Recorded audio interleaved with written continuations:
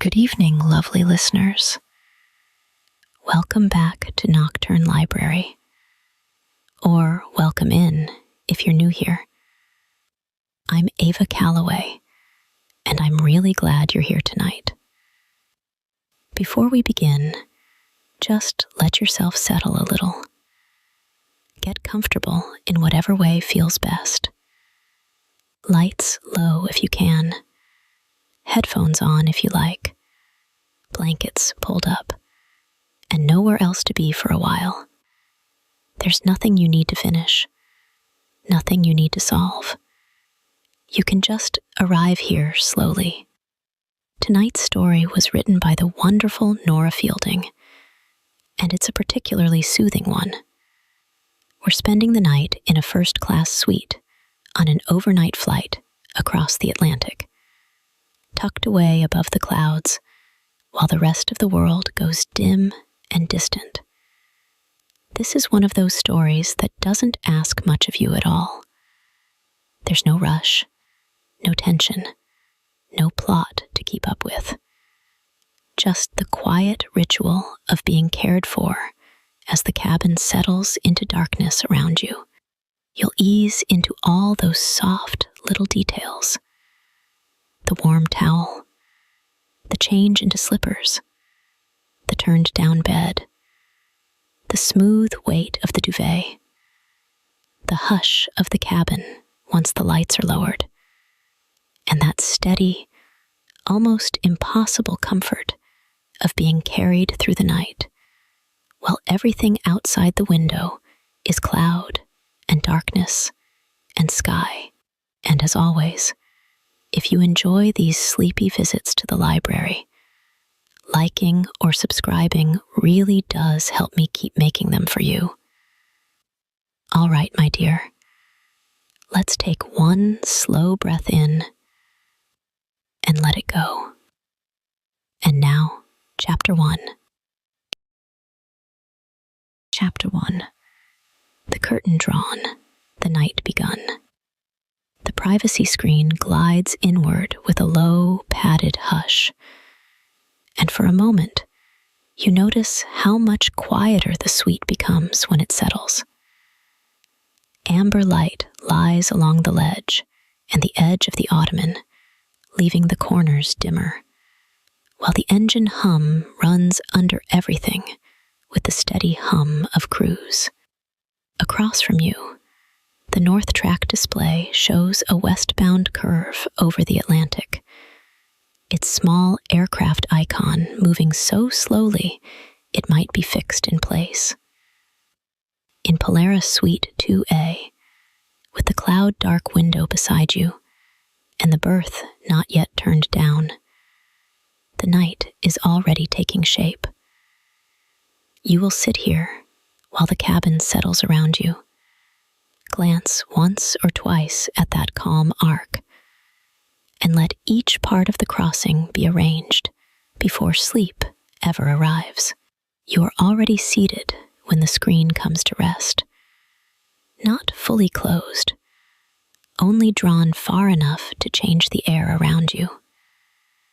The aisle remains present as a softened strip of light beyond the opening, but less of it now.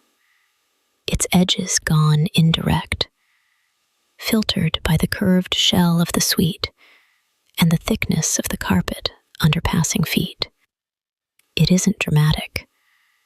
The space just feels smaller in the right way, reduced to the reach of your hands, the angle of your knees, the support at your back, the ledge beside your elbow, where later there will be something set down for you before the lights lower further.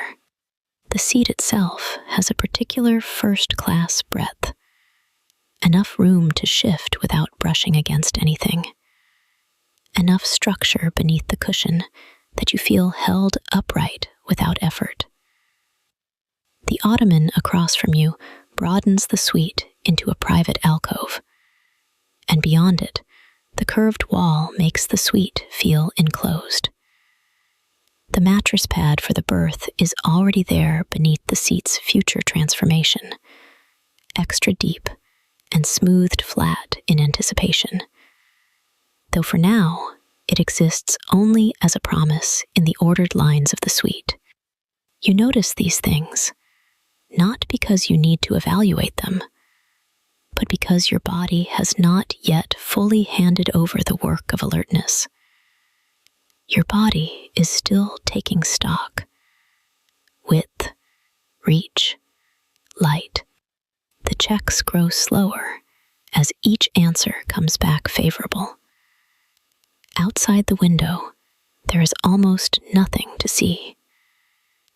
The Atlantic overcast layer has already taken the view and reduced it to a depthless dark. Not black exactly, but a cloud-thickened shade without horizon or texture. You can tell there is a window because the darkness there is different from the darkness within the suite. It feels cooler to look toward, and farther. The unseen breadth beyond the glass makes the interior seem warmer by contrast. Warmer in color, warmer in material, warmer in the way enclosed spaces become when there is weather or emptiness beyond them. Even if neither can be seen clearly, somewhere under that cover of cloud, the ocean extends for hours in every direction. But the aircraft does not ask you to imagine all of that at once. It simply continues. The hum beneath the floor is steady. Wide-body engines at cruise do not pulse or insist. They spread themselves through the frame of the cabin and remain there. A level vibration under seat, armrest, and footwell. When you place your heels more firmly against the floor, you can feel a faint grain of motion through the soles of your shoes. Not movement from one place to another, but the evidence of thrust sustained over a long distance. You can feel the aircraft moving without needing to think about it. The route map confirms what the body has already begun to understand. The north track display is dimmed for overnight viewing, all dark sea and subdued lines, with the westbound arc traced in a color barely brighter than the cabin's amber lamps.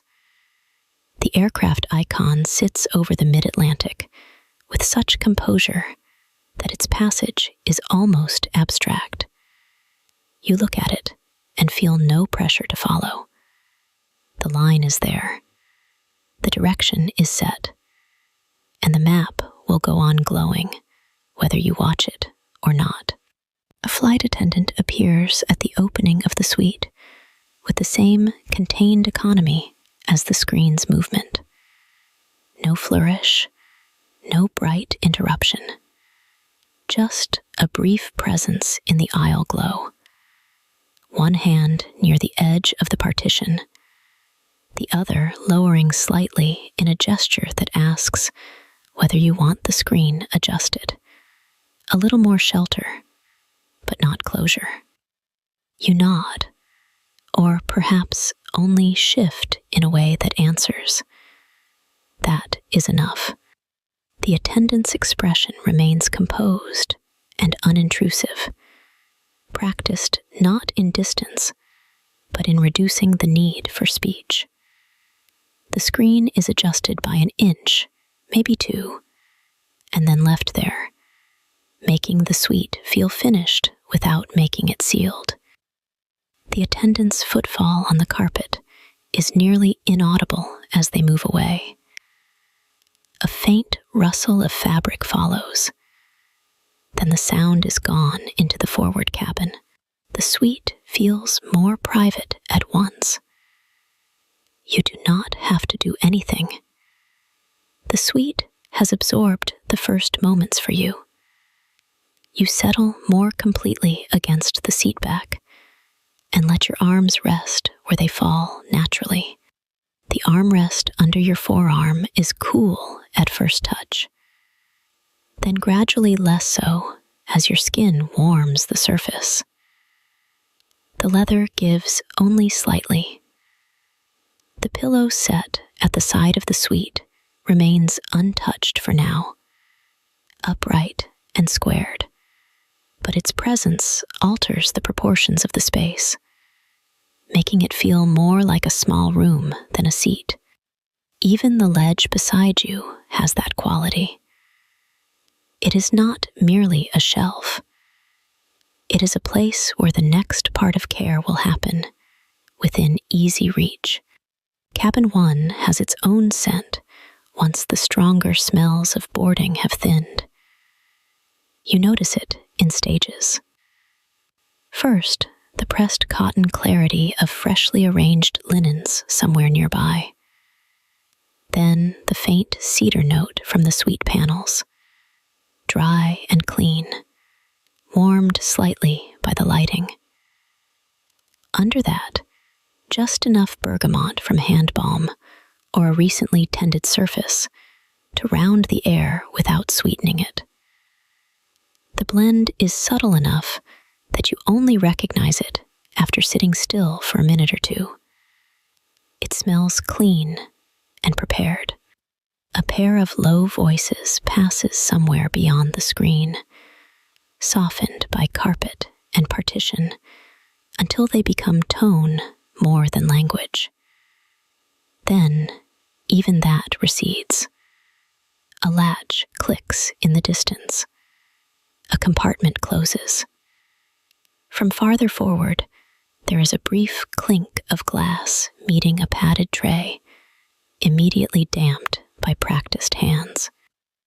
None of these sounds disturb the atmosphere taking shape around you. They are part of the arrangement, the cabin completing its last visible tasks before the long, level hours.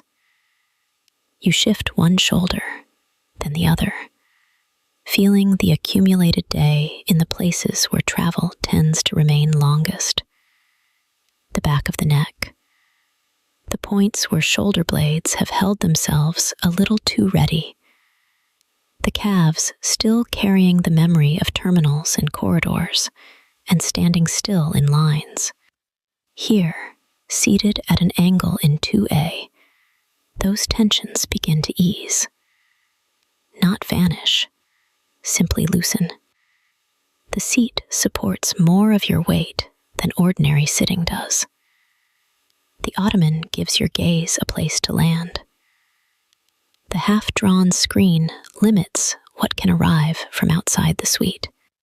The body notices these practical mercies before the mind forms any opinion about them. You glance once more to the window.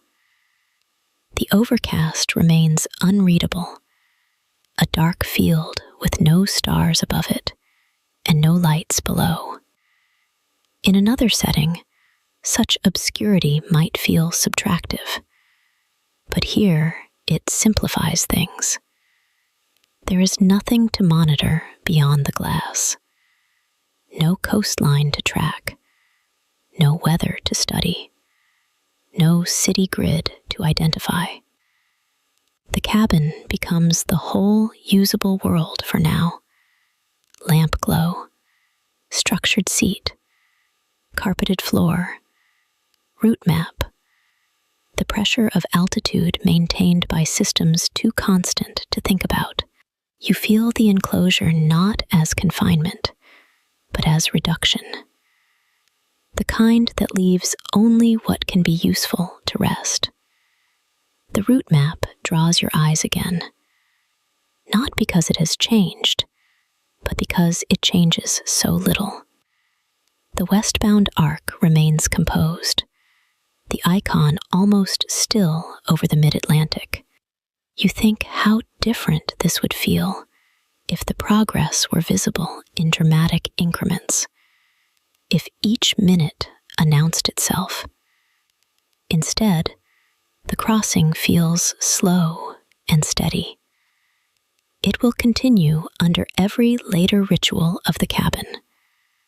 under every dimming of light, under every adjustment of bedding, under your eventual sleep. The aircraft is already carrying the night forward. The attendant passes beyond the opening, then pauses just enough for a brief glance inward, confirming that the suite remains as it should. The pause is so slight, it barely counts as interruption. A hand straightens the edge of a magazine pocket you had not noticed was misaligned. The movement is exact, almost invisible in its purpose.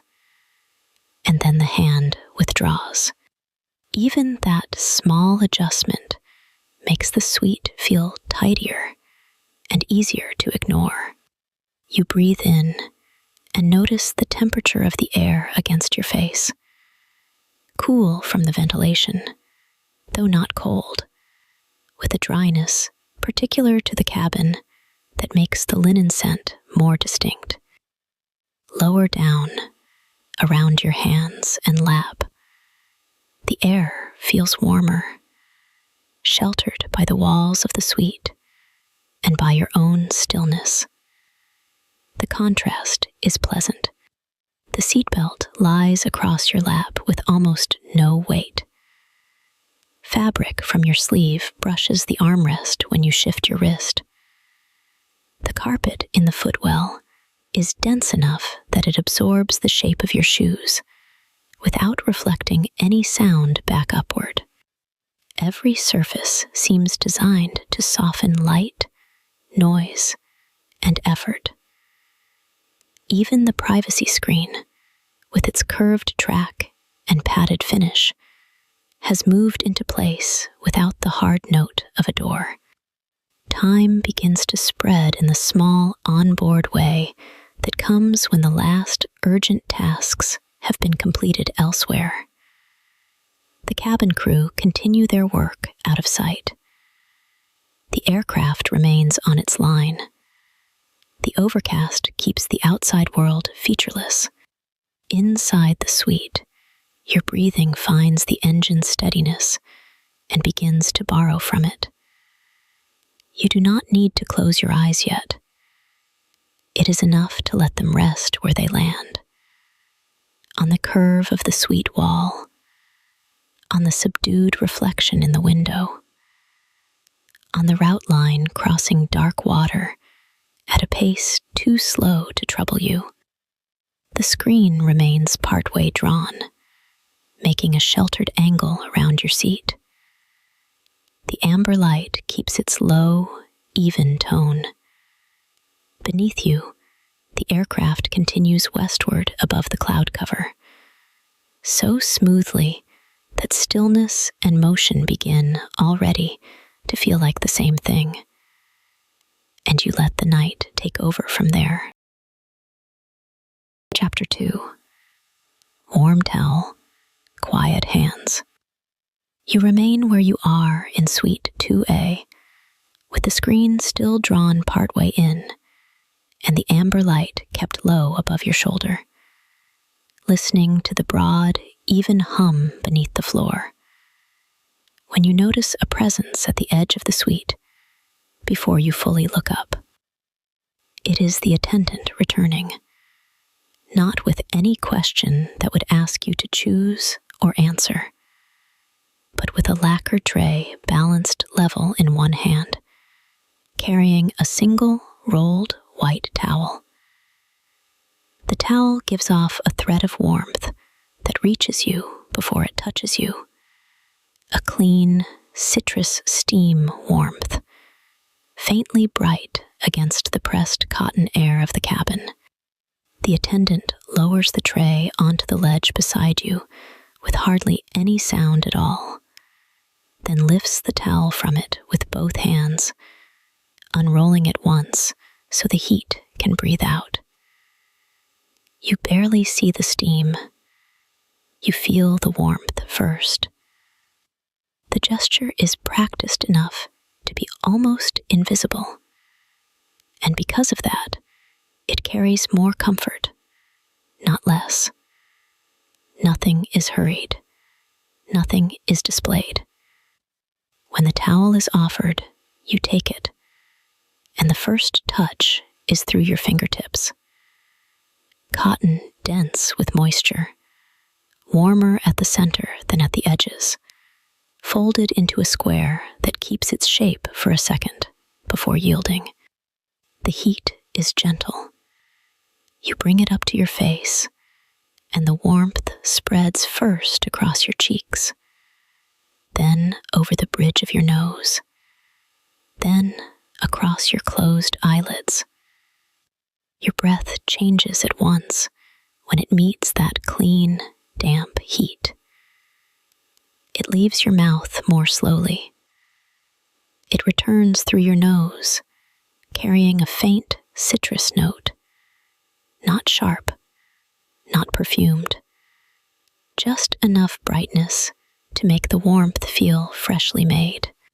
For a few breaths, you do nothing but keep the towel there.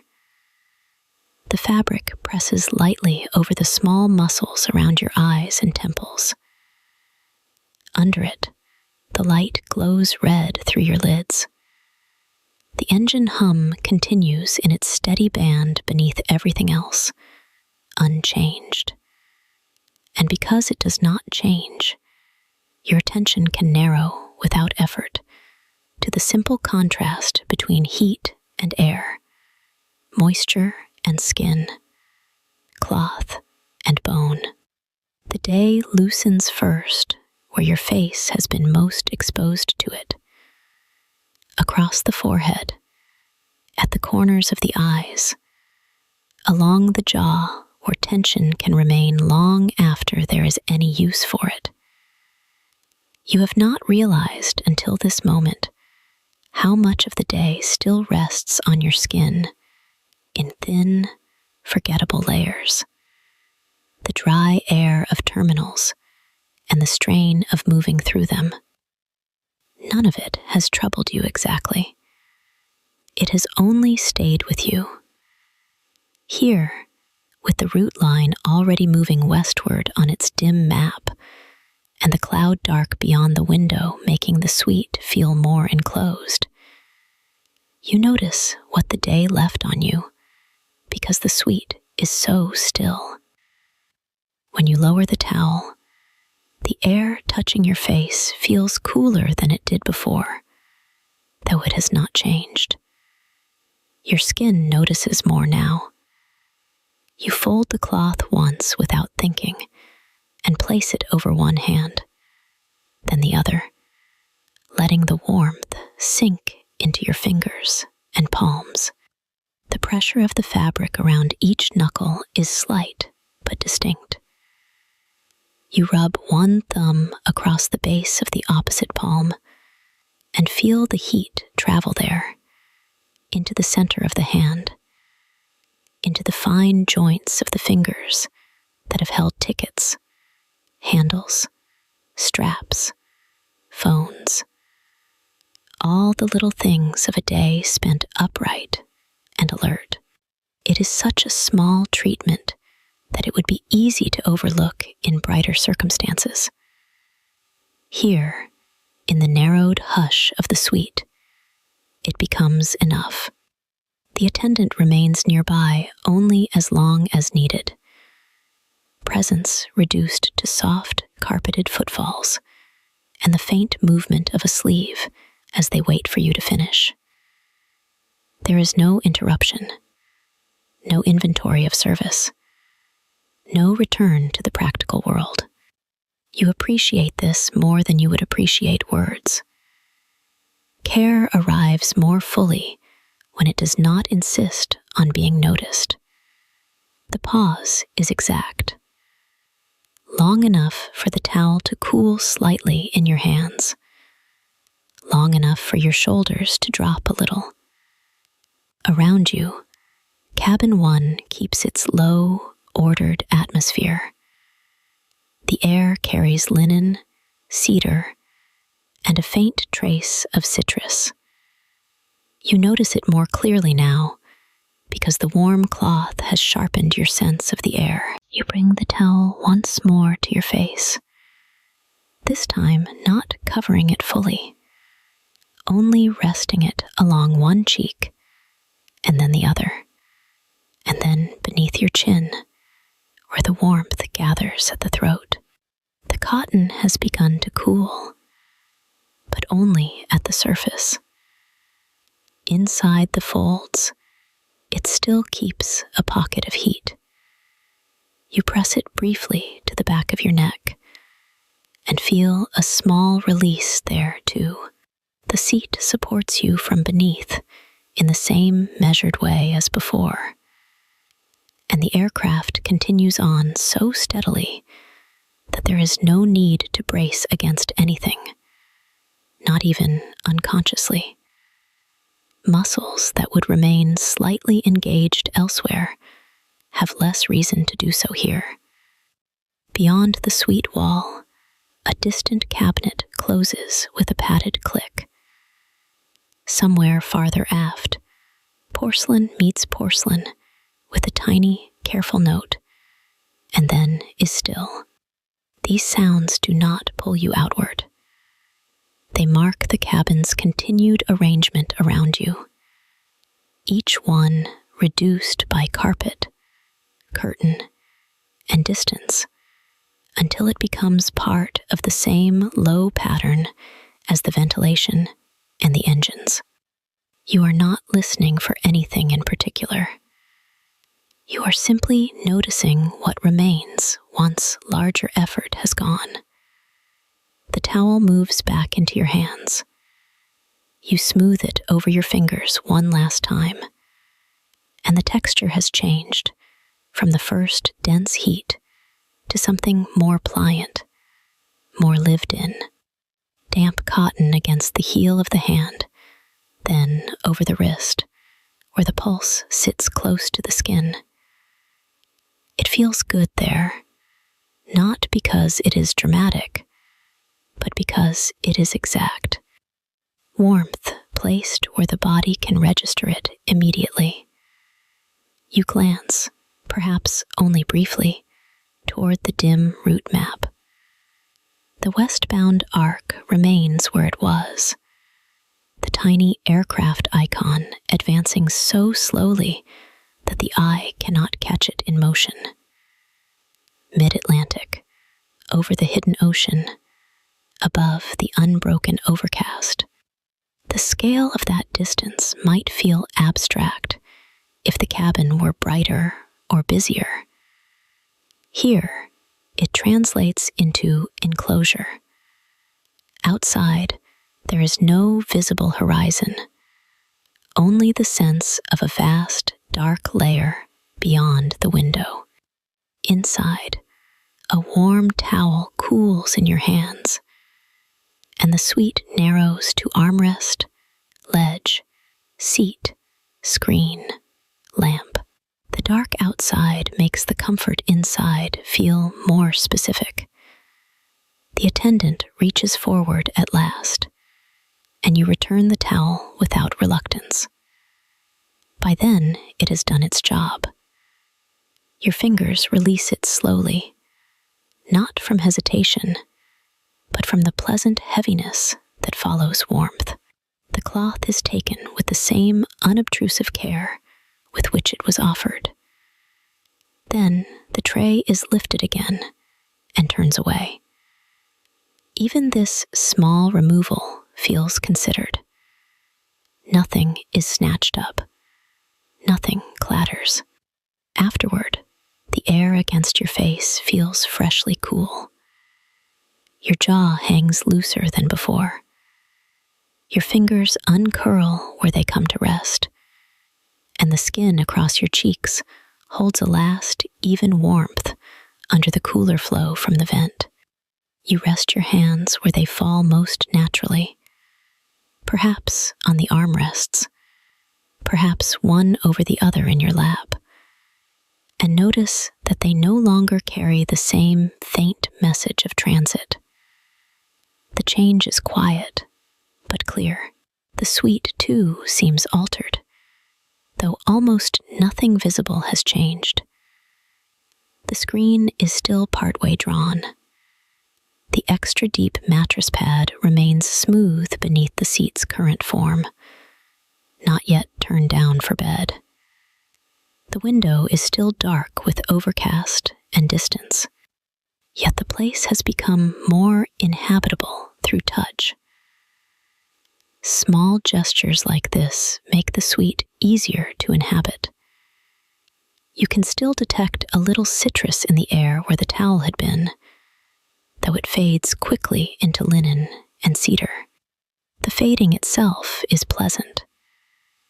It does not vanish all at once. It thins, leaving behind only the clean impression of warmth. You breathe in and out and feel the coolness at the tip of your nose, the residual heat in your cheeks, the slight dampness gone from your hands now that the air has dried them. Even your fingertips seem more aware of the grain of the armrest and the smooth seam of the blanket folded nearby. Your attention has narrowed to what is near, somewhere beyond the curtain-soft boundary of your suite. Another footfall passes and recedes. Fabric shifts, then settles. The engines continue with the same broad, low note, and under that note is the faintest vibration through seat and floor, as regular as a pulse felt through upholstery. You let your head rest back. You do not need to think ahead to the next service or the next adjustment. The crossing no longer feels like a sequence to be managed. It feels more like a set of conditions into which you can sink by degrees. A little warmth remains at the center of your palms, as though the towel had left behind memory of its fold. You notice it when you lace your fingers loosely, and again when you release them. The sensation is slight, but it steadies your attention better than any larger comfort could. Heat, then cooling. Contact, then release. A pause long enough for the breath to follow. The attendant does not return immediately, and that too feels right.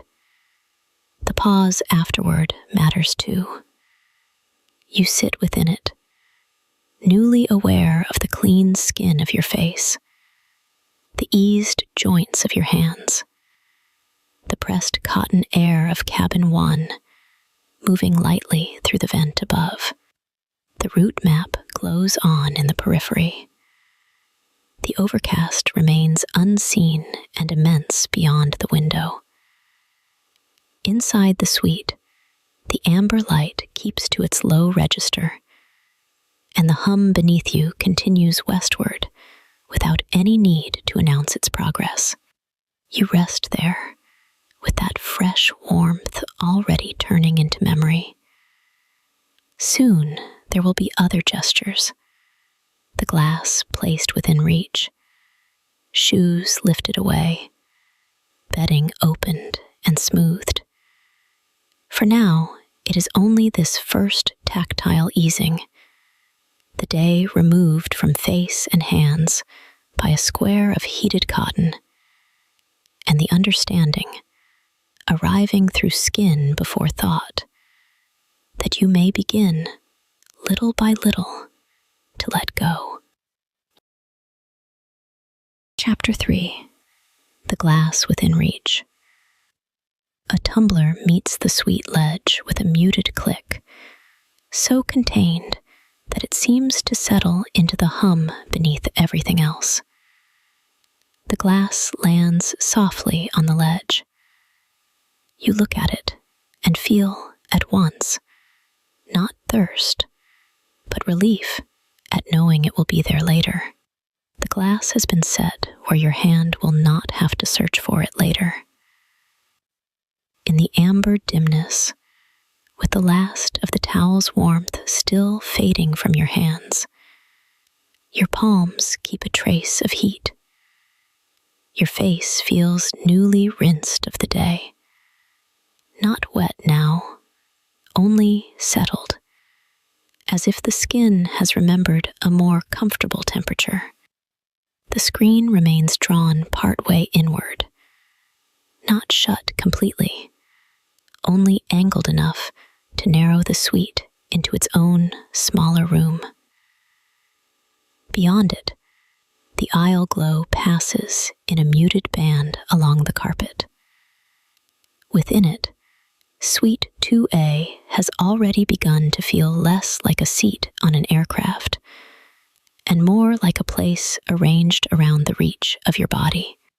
The attendant's hand is still there for a moment, near the ledge, making the smallest adjustment so the tumbler sits a little forward of the lamp's amber pool, close enough that your arm would not have to stretch. The movement is brief, professional, yet almost intimate in its precision, placed for easy reach in the dark. Then the hand withdraws. Fabric stirs once. There is only the broad engine note under the floor and the lower, nearly imperceptible vibration that rises through the seat frame and ottoman. What matters is that the water is ready and close at hand. If the cabin darkens further, your hand could still travel there by memory alone. Over the edge of the blanket you do not yet have. Across the smooth ledge to the cool cylinder waiting at the same distance from your shoulder. You feel in advance the relief of not needing to orient yourself later. You glance at the glass again. Condensation has already begun in a faint beating along one side, more felt than seen in this light. A thin dampness gathering where chilled crystal meets cabin air. The tumbler has weight even before you lift it. A heavy glass with a stable base. You reach for it now, not because you need it yet, but because your hand wants to learn it. Your fingers close around the lower half and meet the cold first. Then the slick coolness of condensation just beginning to spread. The crystal is heavier than an ordinary cabin glass. Heavier in a way that slows the hand pleasantly. You lift it slowly.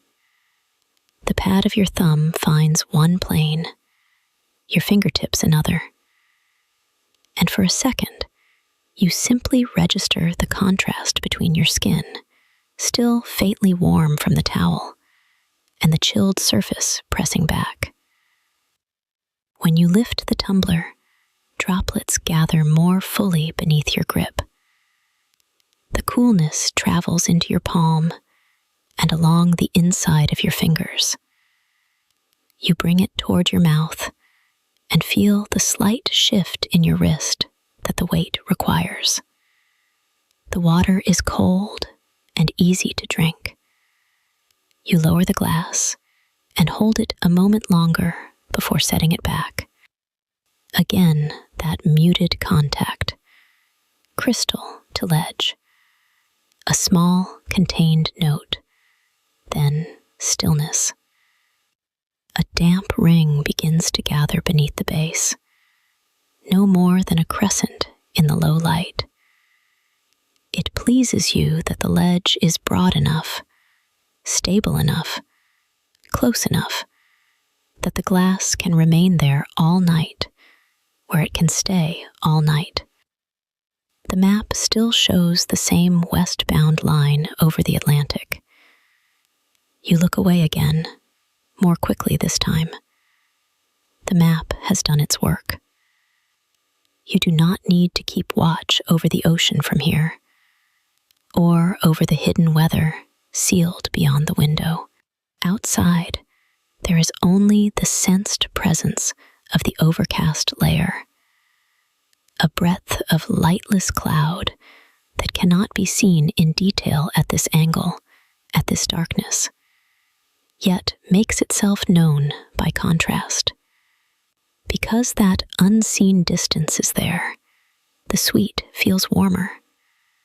Because the world beyond the glass has become an indistinct expanse of cloud over water, the amber lamp, the padded shell, the lined compartments, the ledge with its cold tumbler, all gather closer around you. You shift back into the seat and become aware again of the suite's proportions. The ottoman ahead, the side ledge under your forearm, the mattress pad already smoothed flat beneath the seat's present shape, promising another shape later. The privacy screen not fully closed, but enough to alter the air, enough to make every movement inside it seem smaller and more contained. The attendant appears once more, only at the edge of your attention, checking nothing that requires your answer. The glance is brief, professional, almost weightless. A hand straightens something near the storage lip, perhaps no more than aligning a folded paper, or ensuring the ledge is clear around the glass. Again, the adjustment feels less like tidying than preparation, as though the space beside the tumbler is being kept open for the path your hand will take later in the dark. Then the attendant recedes again, footsteps absorbed by carpet before they can become a sequence. You sit with that and begin to understand the pattern of the service more fully. Nothing arrives in excess. Nothing is announced as important. The service is simple and well-timed. You do not need to decide where the water should go, or whether to ask for it later, or how to find it in the dark. That has already been settled by someone practiced enough to think a few steps ahead of your comfort. You take another sip, smaller this time, more for the sensation than for thirst. Cold water, then the return of the tumbler to its place.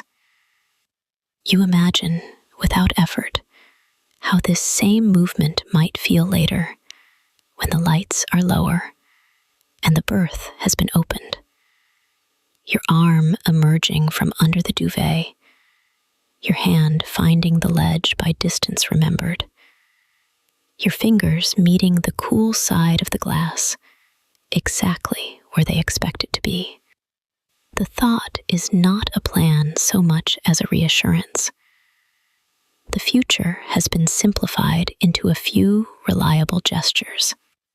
The engine hum continues with such evenness that it begins to resemble a surface you can lean against.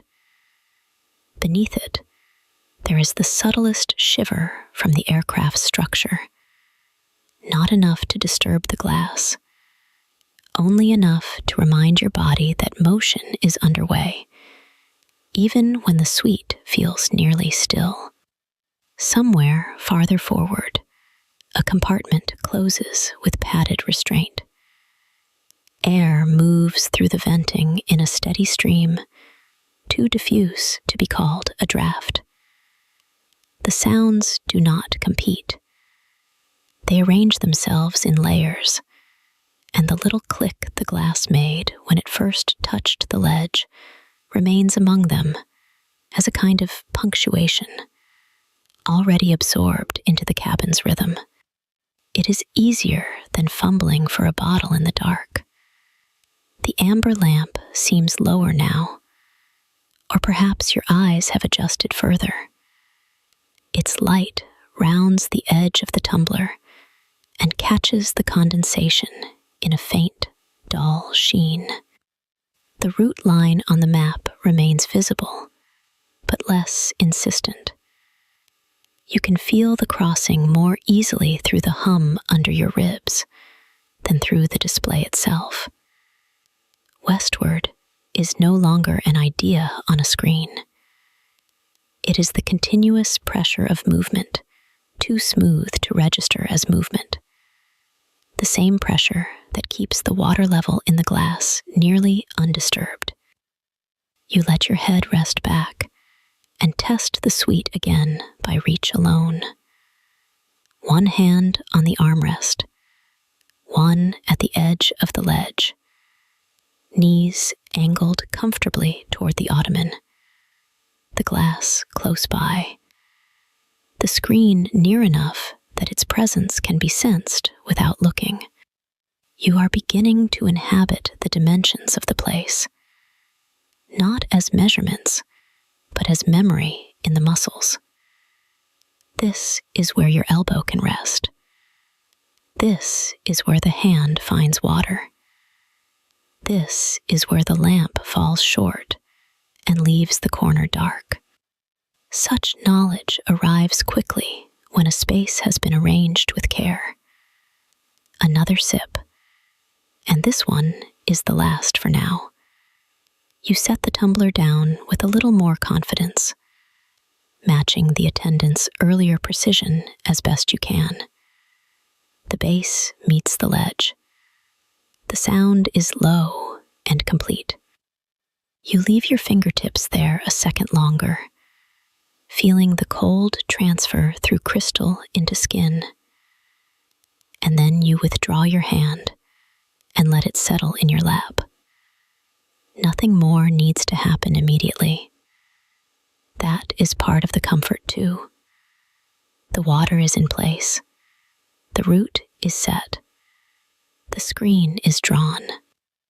The overcast remains beyond the window, unseen and vast enough to make the suite feel all the more enclosed. Around you, cabin 1 continues its gradual reduction toward night. But from here, the changes are slight enough to register only as refinement. A lower glow, a quieter aisle, the sense of objects being put into their final positions. Reachable water, already waiting where your hand will know to go. And with that recognition, another layer of alertness eases out of you, not all at once, just enough that your jaw unclenches a fraction and your shoulders settle more fully into the seat back, and your breathing begins to match the long, unbroken tone under the floor. Soon there will be other gestures, other careful transitions from travel into rest. But for now, the chapter of the night is this: a cool tumbler placed where your hand can find it, a small readiness established in amber light, and the growing trust that later, from under the duvet, half asleep and turned toward the ledge, your arm will emerge into the dimness. Your fingers will meet the waiting chill of glass, and the effort of kneading will already have been taken from you. Chapter 4.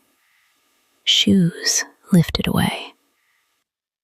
The glass has found its place on the ledge, cool and certain beneath your fingertips. And once your hand leaves it, you notice your feet again. They have been resting where you set them when you first settled into Suite 2A, still carrying the shape of the journey in a way the rest of you is beginning to forget. The seat has accepted your shoulders. The amber light has narrowed your attention. The route map has already reduced the crossing to a slow westward curve that needs no supervision from you at all. But your shoes still carry the day with them. The memory of polished terminal floors, of pauses in lines, of standing, of stepping, of being upright among many other moving bodies. Even here, in the enclosed hush of the suite, they hold that posture a little longer. You feel it in the soles first, in the faint, continuous readiness they ask of your feet, and then in your ankles, where the structure of the day has not fully unclasped. It is not discomfort exactly, more the last neat fastening of travel. Your heels rest on the footwell floor, and the low vibration of the aircraft comes up through leather and carpet and bone alike, steady enough that you stop separating one layer from another. Beneath all of it, the engines keep their long, even note, steady and low. When the attendant returns, you hear the attendant before you see them. You turn your head only a little. There is no interruption in the moment, only another adjustment entering it, as natural now as the towel had been, as the glass had been. The attendant inclines toward you with the same nearly wordless composure, and in one hand there is a folded canvas shoe bag, pale against the darker uniform, its drawstrings looped neatly over the wrist. You understand at once what comes next, and with that understanding, your feet suddenly feel tired. The attendant lowers into a crouch beside the suite with practiced economy. Not hurried, not ceremonious either.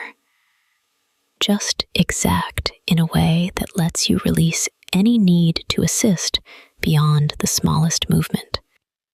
A pair of quilted cream slippers is set on the carpet within the warm pool of the reading lamp.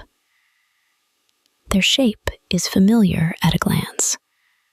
Low, padded, open enough at the instep to slide into without effort.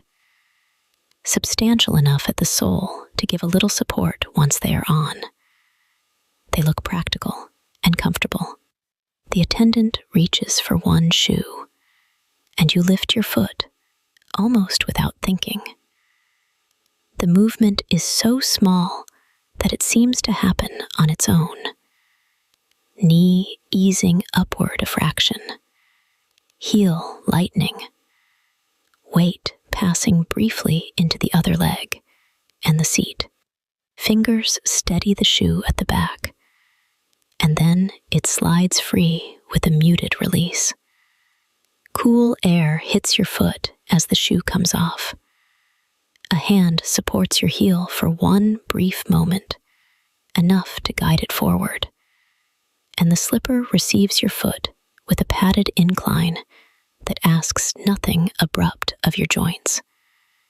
Your heel settles down into it. The change is immediate.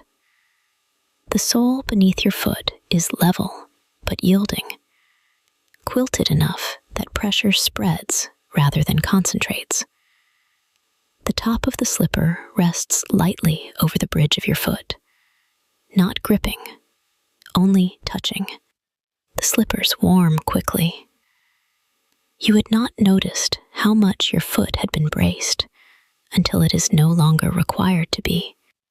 The second shoe follows in the same sequence. Your calf releases when your heel is lifted. Your toes uncurl once they are no longer confined. Your hips resettle against the seat when both feet are planted again, this time in something lighter, something meant for interiors and endings rather than transit. The attendant's hand is steady beneath one heel, then the other, and each time the support lasts only a second or two. You had been carrying yourself in the way travel teaches. Enough firmness in the ankles to rise quickly, enough readiness in the feet to stand, pivot, step aside, continue. Once the slippers are on, that readiness drains away. Your knees angle outward a little more comfortably. Your thighs sink more fully into the seat cushion. Even your lower back changes, as though it receives the message a moment later and believes it only after your feet do. The shoes are placed into the canvas bag with movements so contained they barely draw the eye. One shoe, then the other, leather disappearing into cloth. The bag itself makes almost no sound, only a dry, brushed texture as it is folded once at the top. You are aware of the gesture, less as sight than as completion. Something that belonged to corridors and gate areas and polished lounges is now enclosed and set aside. The attendant glances toward your feet, checking fit without asking. One slipper is adjusted by the slightest touch at the toe, aligned so it sits straight. Then a hand smooths the cuff of your trouser hem, where it had caught for a moment above the ankle. The contact is brief and practical, and so matter-of-fact that it carries no self-consciousness with it.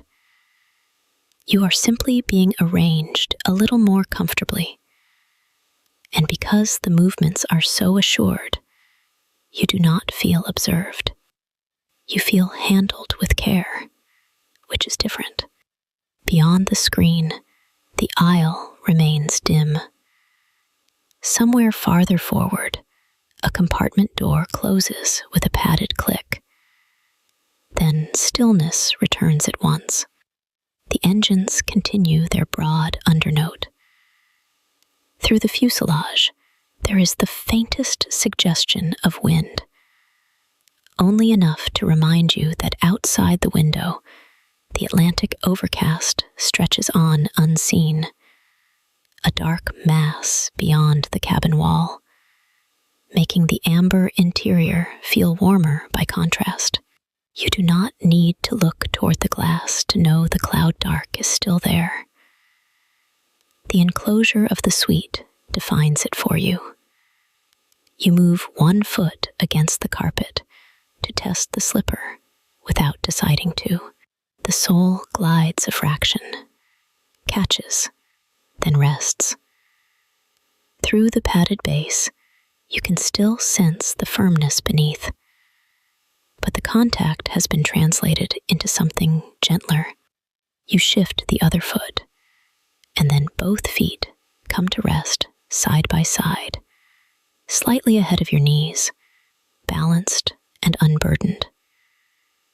This feels like the real start of the night. Shoes are for transit. Slippers are for staying put. The attendant rises, the shoe bag already gone from immediate sight, folded and stowed somewhere in the suite with the same discretion that placed the glass where your hand could find it. You do not track where it goes. The point is that you will not need to think about it again tonight. The outer layer has been lifted away and put in order elsewhere.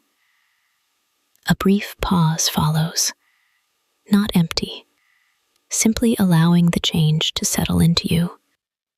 The attendant's hand rests for a moment near the edge of the privacy screen, not moving it yet, only checking the line of the suite, the arrangement of lamp, ledge, and seat. There is a nearly imperceptible nod, more to the work than to you. And then the attendant recedes, leaving behind the completed fact of comfort. You stay where you are and let your feet become familiar with their new condition. Warmth gathers around the tops of them. Your arches no longer have to hold themselves in quite the same way. One ankle rolls outward a fraction, then back. The other follows. The suite feels smaller now in the best sense, proportioned more exactly to your resting body. The ottoman across from you is no longer merely part of a seat arrangement, but the near extension of a berth to come. The extra deep mattress pad, already smoothed flat for later, seems less like preparation and more like the next clear step. Your hand drifts once to the ledge and touches the side of the glass. Condensation has gathered again in a thin, cool film. The tumbler remains exactly where it was placed, and because your feet are now enclosed in warmth, the coldness of the glass feels more distinct. A useful contrast. You do not lift it. You only confirm its presence and let your hand return to the armrest. In the dim route display, if you glance that way, the westbound arc remains almost unchanged. The aircraft icon so slow across the Atlantic that movement has become a matter of trust rather than observation. It continues whether you watch or not. More and more, the crossing is being carried for you in practical pieces. The screen partway drawn, the towel removed after use, the glass placed within reach, the shoes taken away, the slippers eased onto your feet. Travel is becoming arrangement. Arrangement is becoming rest. And as you sit in the amber light, with your heels cushioned and your soles no longer braced for polished floors, another measure of the day leaves you through your feet, not all at once, in increments small enough to miss if you were paying harder attention. The ankles slacken, the knees settle, your hips sink deeper into the seat. Beneath everything, the engine hum continues through the floor and up through the frame of the suite, steady under the floor. You do not need to do anything with that rhythm. It is already under you, already carrying the weight you have stopped carrying yourself. Chapter 5. The bed turned down. For a little while, you remain just as you are, slippered feet resting on the carpet, one hand near the cool night glass on the ledge, the other settled in your lap, where the last trace of towel warmth has long since faded. The privacy screen stands partway drawn, enough to soften the aisle into a dim suggestion of movement and fabric and low lamp glow. Not enough to make you feel shut away from the larger hush of cabin 1. The amber reading light leaves a warm oval over the side ledge, the armrest, the edge of the ottoman. Beyond the window, there is only the cloud dark, a depth without detail. The Atlantic overcast layer turning the outside world into something sensed rather than seen. Then the attendant returns. You notice the approach first as a slight change in the shape of the light beyond the screen. Then as carpeted footfalls too muted to count. No bright interruption comes with it. Only the attendant's familiar presence at the threshold, composed and nearly wordless.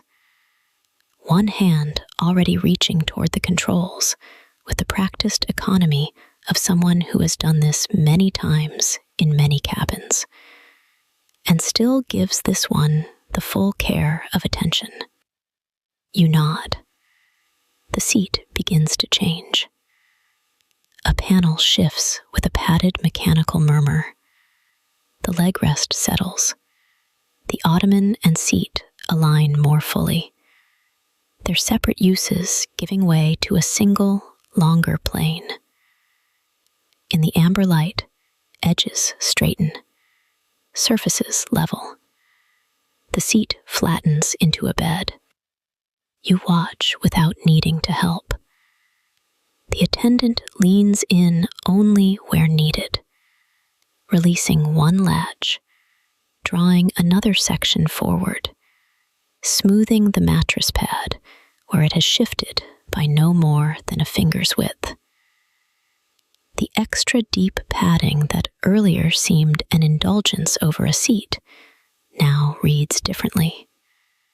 Flattened and extended, it becomes a proper sleeping surface, substantial enough that your eye can believe what the body will later confirm. There is a sound of fabric drawn into place, not loud enough to break the engine note beneath it. The mattress pad is pulled taut and eased flat again, the attendant's palm passing over it once to press out a small ridge. The attendant folds back part of the bedding and lifts the duvet free. Until now, it has been present only as a dark, neat shape, contained and almost formal. In the attendant's hands, it opens into volume.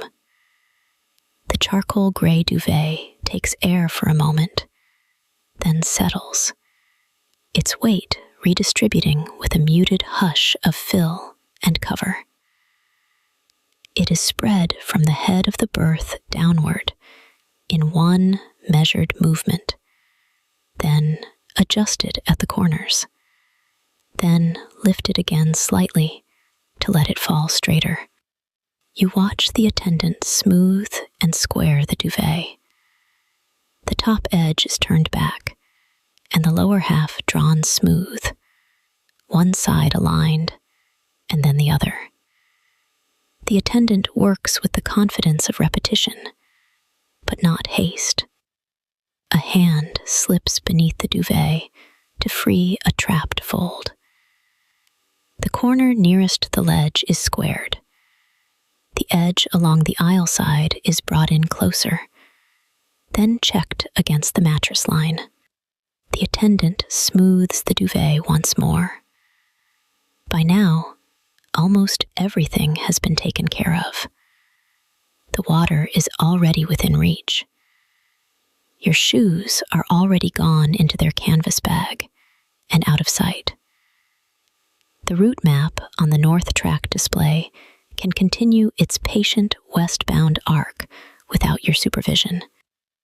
Even the bed, which, in another setting, might require your own hands to straighten and shake and pull into shape, is taking form here through someone else's practiced care. You are left only with witnessing. Even that begins to feel optional. Once the bed is made, the suite reads as a place to sleep. The ottoman is no longer a separate object opposite you. It has become continuation. The armrest no longer defines where sitting ends. The bed has replaced all those smaller boundaries with one broad, horizontal promise. The pillow comes next. It is lifted, given a single compacting press at the center, then set in place. The case carries the same clean, dry touch fresh linens have before they gather warmth from a room, from breath, from sleep. The attendant checks the top sheet beneath the duvet, though you see almost none of it. A sliver of pale fabric appears where the charcoal cover is folded back, then disappears again as the edge is refined. As the bed nears completion, the suite itself seems to change scale around it. The glass now sits beside the bed. The reading lamp becomes a lamp beside a berth, rather than beside a seat. The privacy screen feels less like a partition and more like the outer wall of a sleeping room. even the engine hum shifts in your hearing. Not because it has altered, but because the room now has a bed in it. And every steady sound begins to be interpreted through that fact. The attendant steps back half a pace and looks once over the arrangement. This pause has its own texture, not inspection in any severe sense, only a final reading of distances and lines. The duvet edge at the foot is adjusted by an inch. The pillow is nudged once. A hand passes again over the mattress near the center, flattening a place where the fabric had risen almost imperceptibly. Then, one final smoothing stroke down the duvet from knee height to the lower edge, leaving the cover level and settled. You take in the finished berth. The charcoal gray of the duvet deepens in the amber light, nearly blue at one fold, warmer at another. The turned back top edge reveals the pale inner sheet in a narrow band that makes the darker cover look even more substantial. The mattress beneath is broad and inviting in the most practical way, with no decorative excess, only depth, straightness, and the visible comfort of enough padding. The whole arrangement has the composure of something prepared by habit and checked by hand. You feel your own body answer before you move at all. Your shoulders lower a little more into themselves. The back of your neck releases the effort of remaining attentive. It is not yet the relief of lying down, only the first internal adjustment toward it. Beyond the screen, some last cabin movement passes and fades. A murmur of fabric, a footfall. Then the wider hush returns, with ventilation above and the broad engine note below. The Atlantic remains invisible beyond the window, and because it remains invisible, the enclosure here feels more complete. No horizon distracts. No city lights ask to be looked at. The outside has been reduced to darkness and distance, while inside, every useful object has been brought into relation with your resting body. The attendant inclines their head slightly, a gesture so small it barely enters the room before it is gone. There may be a few words, low and spare, perhaps only to indicate that the bed is ready. Then the attendant recedes, drawing back through the opening in the screen with the same absence of fuss with which they arrived. You are left with the transformed suite. For a moment, you do not rise. You sit and look at the berth, as though letting your senses catch up to what has happened. It is a modest transformation in one sense. Panels shifted, bedding opened, surfaces aligned. But in another, it changes the entire meaning of the night. Travel posture has been removed from the room. The suite no longer suggests reading, sipping, passing time upright. It has crossed over into another use entirely. You can feel that in the way your feet rest more heavily in the slippers, in the way your hands no longer search for anything to occupy them, in the way your breathing has lengthened without instruction.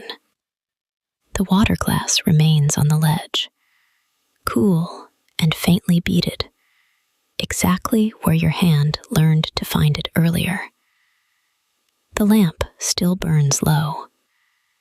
The route map glows dimly farther off, the westbound line advancing too slowly to matter in any practical sense. All of it belongs now to the bed.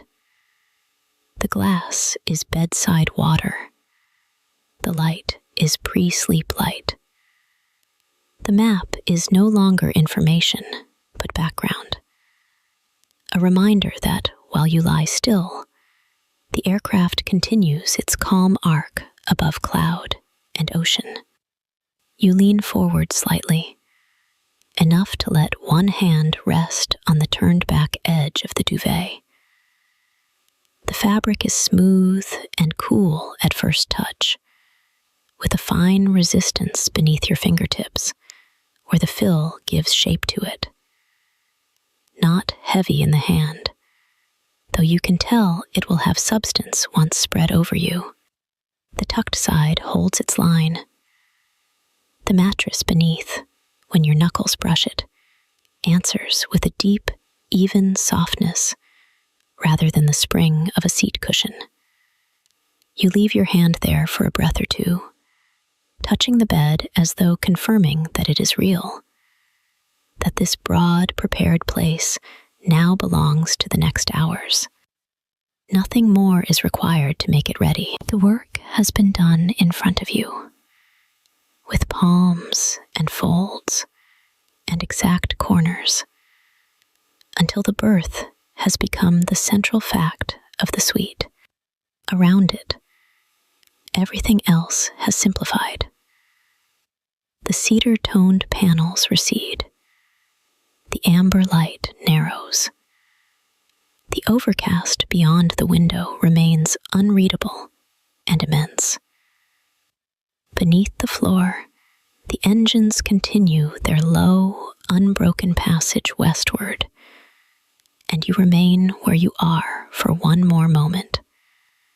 Slippered feet on the carpet, hand resting on the smooth charcoal cover, looking at the bed that has been made for you with such precise and ordinary care that sleep begins to feel close.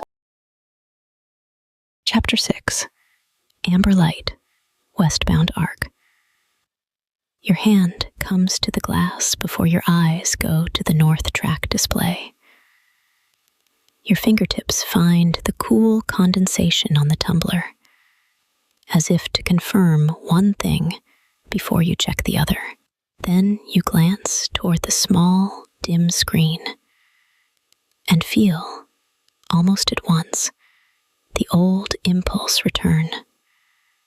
Not to learn anything new, but to see whether the line is still there, whether the little aircraft still holds its westbound arc, whether the mind can stop asking for that reassurance once it has had it. Beside you, the bed waits under its smooth charcoal cover. For a little while longer, though, you stay upright. The amber reading lamp keeps its low pool over the suite, and beyond that circle, the cabin is dimmer than before. Aisle light reduced to a faint ribbon under the edge of the screen. The change is slight enough that you notice it more with your body than with your eyes. The air seems warmer by a fraction. The polished ledge beside you, where the Waterford night glass stands within reach, reflects less of the lamp now. You turn your head fully toward the route display. It is only a small screen, and dim, and yet it opens the space around you in a way the window cannot. Outside the window, there is no horizon, no town light, no weather pattern to follow with your eyes, only the Atlantic overcast layer pressed into darkness so complete that the glass reads almost like another panel in the suite wall, but the map gives shape to that unseen distance. A thin arc bends westward. The aircraft icon sits upon it with such composure that for a second, it seems not to move at all. You remember noticing that same calm line earlier, when the night was still beginning to arrange itself around you. Earlier, the crossing felt long. Now its steadiness becomes the point. The aircraft is doing exactly what it has been doing all along, neither hurrying nor hesitating, simply keeping its level course over the mid-Atlantic. While inside cabin 1, the last upright moments of the evening lengthen without effort. You do not need to read the names on the map. You do not need to calculate where you are. The curve itself is enough. Westbound, steady, already underway. The hum under the floor matches the calm of the display. It is broad and even, with that faint, low vibration that reaches you through the soles of the slippers and the backs of your legs when you lean lightly against the seat edge. Earlier, while the suite was being arranged, the sound belonged partly to activity, to panels shifting, fabric smoothing, the attendant's measured movements. Now the work has fallen away from it. What remains is a continuous note, deep enough to feel in the mattress pad, regular enough that your breathing begins to settle into it without your deciding to. You reach for the glass. Your hand finds it exactly where memory says it will be, slightly forward on the ledge, just beyond the lamp's warm circle. The tumbler is cool and heavy, a little colder now than before, and the moisture on the outside touches the pads of your fingers first. You lift it only enough to feel its weight gather into your palm. The rim meets your lower lip with a brief chill. The water is cold and plain. You swallow once, then again, and set the glass back where it belongs, hearing the muted click of crystal against the ledge. The sound is so contained that it seems to disappear into the carpet and upholstery at once. A few breaths later, a figure passes in the narrow opening beyond the screen, not entering, only pausing. The attendant's presence registers first as a darkened shape against the lower aisle glow.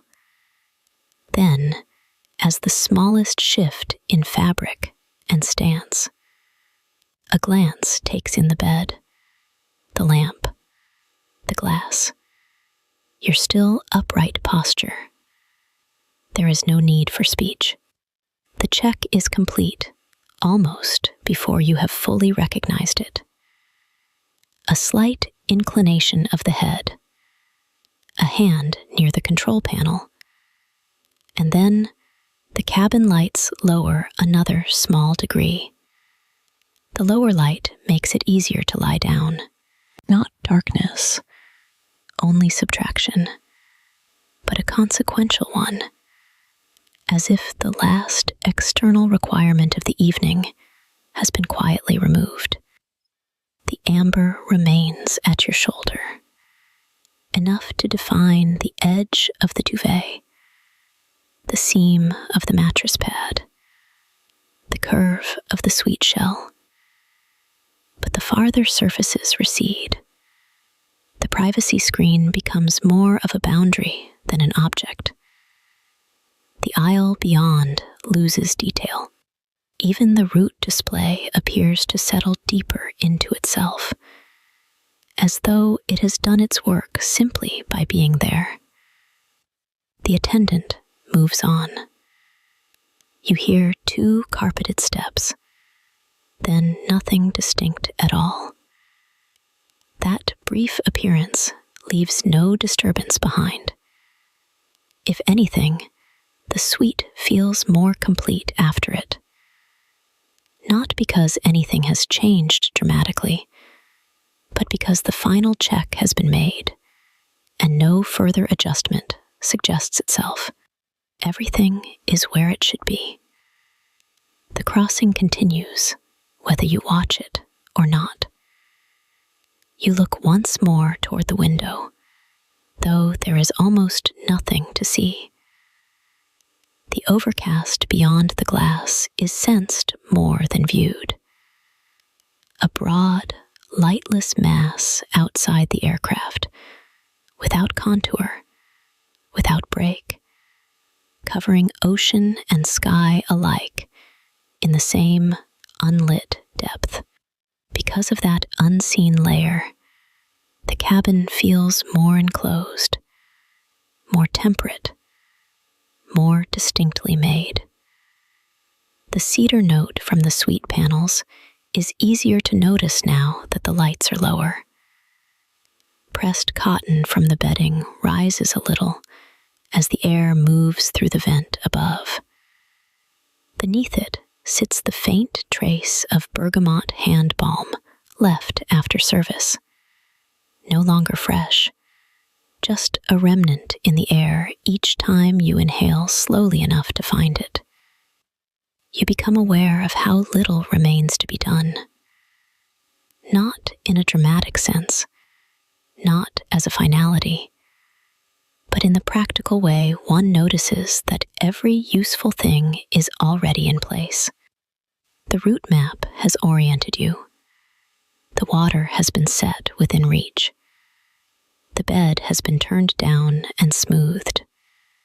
Your shoes are gone into their canvas bag somewhere out of sight, and your feet no longer carry the shape of concourses and polished floors. Even your hands, after the towel and the cool glass, feel cleaner, less occupied, as though the day's surfaces have been removed from them. You remain in that recognition for a few moments more, and because nothing pulls at you, your attention drifts back to the map once again. The tiny aircraft icon has advanced, perhaps by an amount too small to prove. Yet the map no longer presents the crossing as distance to be covered. It has become something else, a quiet confirmation that the motion is constant and does not require your supervision. You have checked where you are. You have seen the direction. The harder thing is to stop checking, but cruising at night has its own persuasion. The sameness of the engine note, the stable pressure of altitude, the absence of visible landmarks outside the glass. Together, they reduce the usefulness of keeping watch. The aircraft does not need to be accompanied in that way. It is already carrying you. Your shoulders loosen a little more, not by dropping heavily, but by ceasing to hold themselves ready. The lamp warms one side of your face. The other side takes the cooler air from the vent. The contrast is narrow and pleasant. Behind your knees, the edge of the seat brushes the backs of your legs as you shift your weight from one slippered foot to the other. The lowered light makes the mattress seem nearer. The white sheet under the turned back corner catches your eye more readily than the map now. The carpet gives slightly under each sole. Beneath that, the low vibration remains unchanged, as if the whole structure of the suite rests upon one broad, continuous breath. Farther away, somewhere beyond the curtain line, a single porcelain touch sounds from the galley. One small contact, then stillness again. Not enough to call attention to itself, only enough to remind you that the wider cabin is also reducing its movements, one by one. The service world is folding inward. Saucers are nested. Glassware is steadied. Latches are checked. Then those traces recede, and the hum resumes its place as the largest sound. The route display glows on. You let your eyes rest there until its pale line begins to lose precision. Not from fatigue exactly, but from familiarity. Once a thing has been understood, the mind does not need to keep tracing its edges. The westbound arc remains true, whether you look directly at it or only remember that it is there. In the same way, the cloud dark beyond the window remains vast without needing to be searched. The ocean remains below. The aircraft remains level. The cabin remains warm. Another breath, then another. The amber light does not brighten or dim further. It simply stays where it is, low and sufficient. The route display continues its nearly imperceptible progress. A cool bead of condensation gathers on the side of the glass and slips down to the base. The duvet keeps its clean charcoal plane across the bed, one corner turned back, exposing the white sheet beneath. Your hand passes over that turned edge once, feeling the difference between the smoother cotton and the denser coverlet above it. The gesture is almost absent-minded, but it tells you what you need to know. The bed is ready. The cabin is ready. Your mind, having checked the map once more and found the crossing calm, begins, reluctantly, then more fully, to release the old habit of monitoring passage. You do not need to stay upright for vigilance now. Uprightness becomes only a brief interval before lying down. So you stand a moment longer in the lowered light, with the route arc dim to one side and the dark window to the other, and let both scales of the night exist together. The hidden Atlantic outside, broad and unlit beneath the overcast, and this measured interior of fabric, glass, cedar, and amber. The aircraft moves through the larger darkness with such steadiness that the smaller space can remain completely arranged. At last, you turn back toward the bed. The duvet's folded edge is nearest your hand. The mattress pad beneath it looks level and deep, its surface still marked by the attendant's final smoothing. The lamp catches a faint grain in the sweet panel and a dull gleam at the rim of the glass.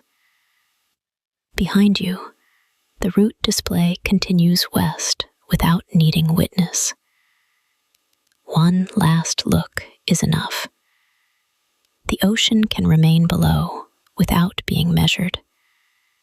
The overcast can remain outside without being imagined in detail. The aircraft can continue its calm arc while your attention narrows to nearer things.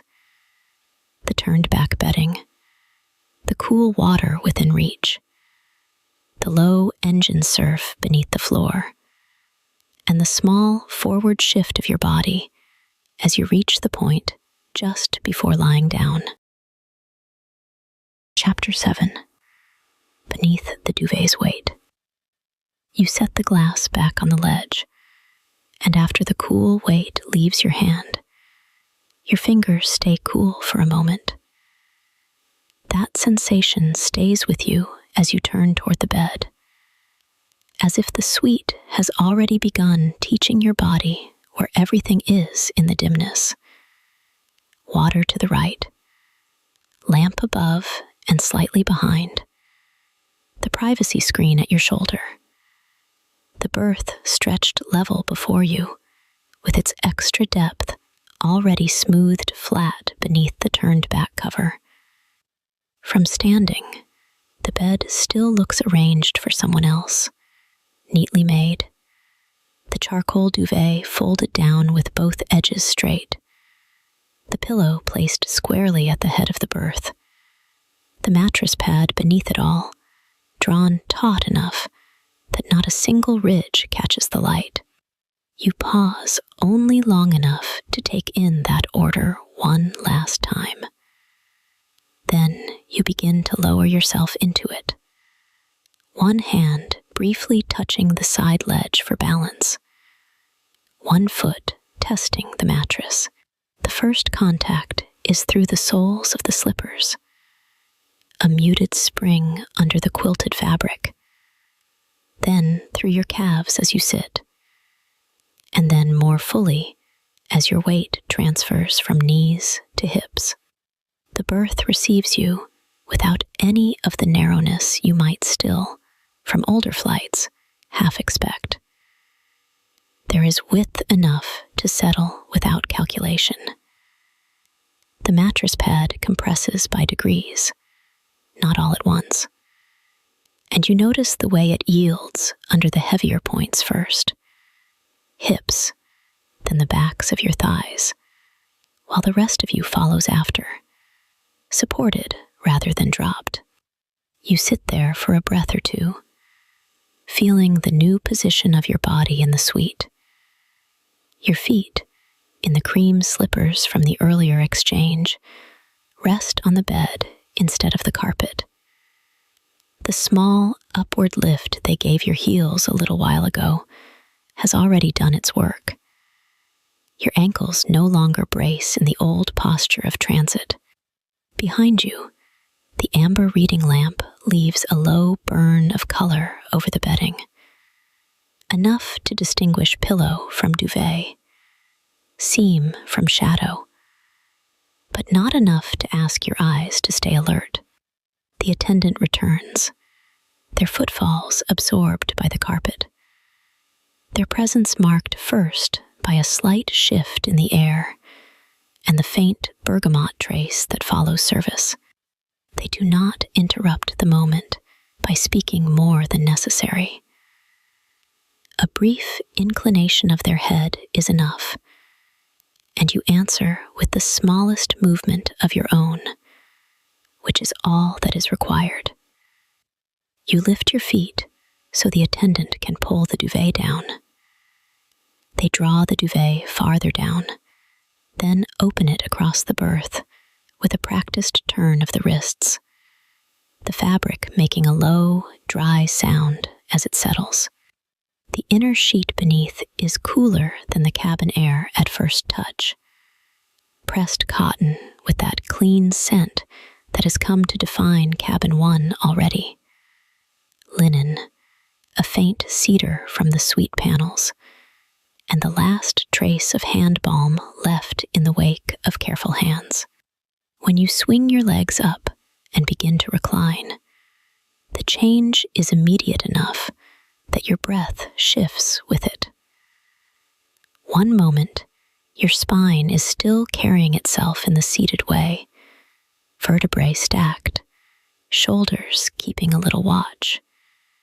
Then your back meets the mattress, from hips to ribs to shoulders, and each section releases as it meets the bed.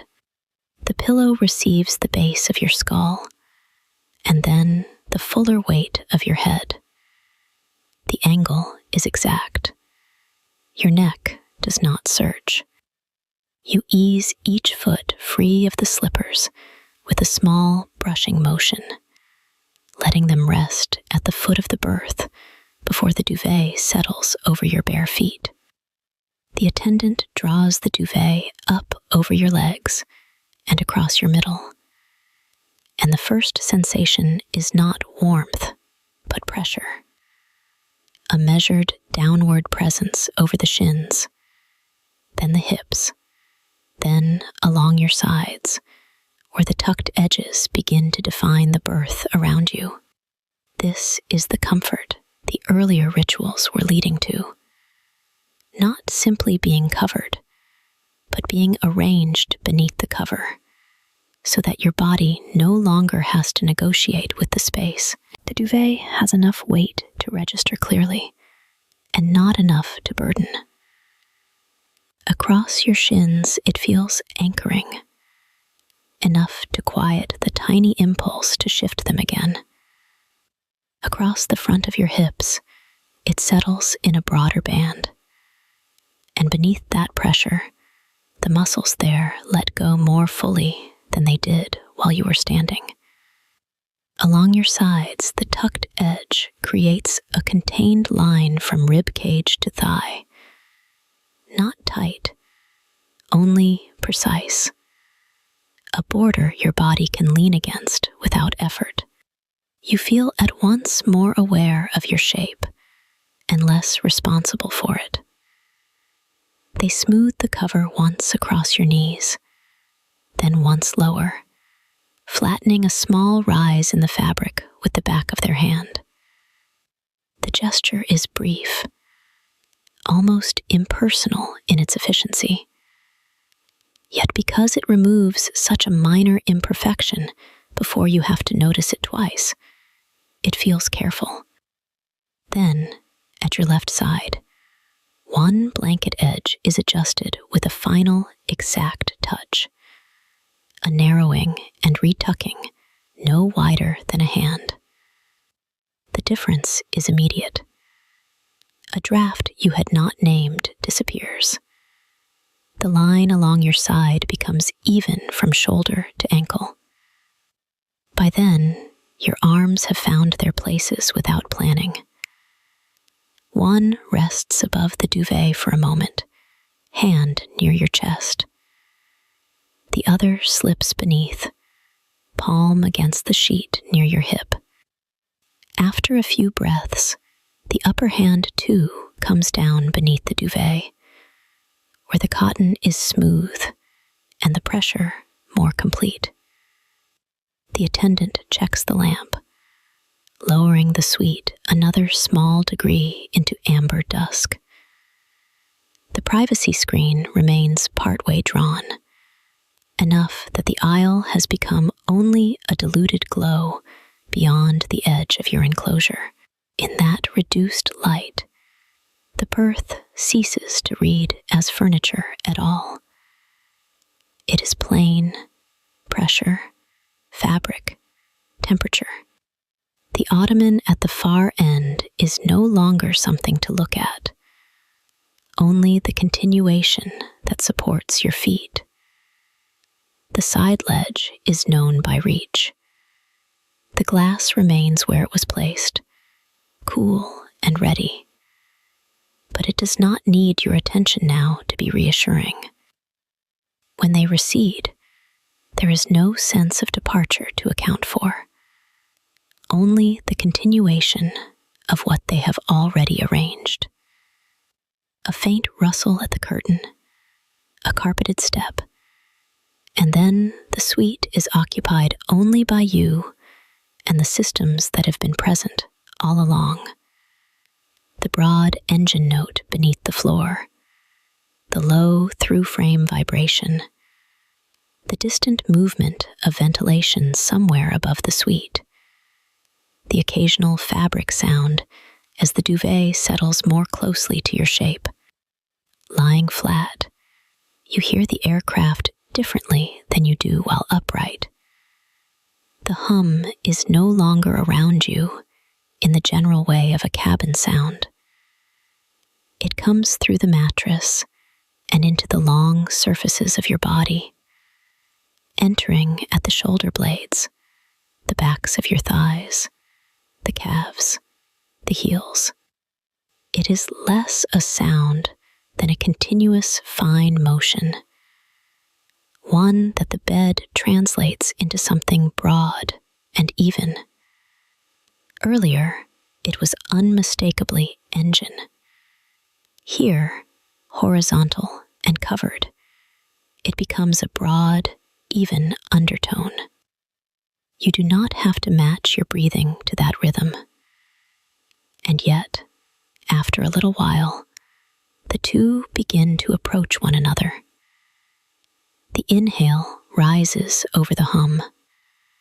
The exhale settles into it. The mattress, the duvet, the pressure along your sides, the low vibration under your hips, all give your breath boundaries it did not have while you were standing. Your chest rises into the cover and meets a slight resistance there, enough to be felt, enough to make the exhale longer. At the lower ribs and the abdomen, the fabric follows and falls back. Even that small repetition begins to smooth itself. Beyond the window, there is nothing to inspect. Only the fact of the Atlantic overcast layer. A vast, dark mass, sensed rather than seen. Earlier, from standing height, it gave the suite a feeling of separation from the world below. Now, lying down, it changes scale again. The dark beyond the glass is simply farther away than the duvet, farther than the ledge, farther than the shell of the suite and the cedar-toned panels around you. You do not need to picture the ocean under it. The bed is near. The cloud dark is not. Your bare feet begin to notice their own warmth beneath the cover. The sheet has taken on some of it, and the mattress beneath them has as well. You move one foot against the other in a small brushing motion, skin against skin. Then let them come to rest side by side. The movement is enough to settle the lower half of the duvet more completely over your ankles and insteps. After that, stillness becomes easier because each part of you has made its last minor request. The pillow too resolves by increments.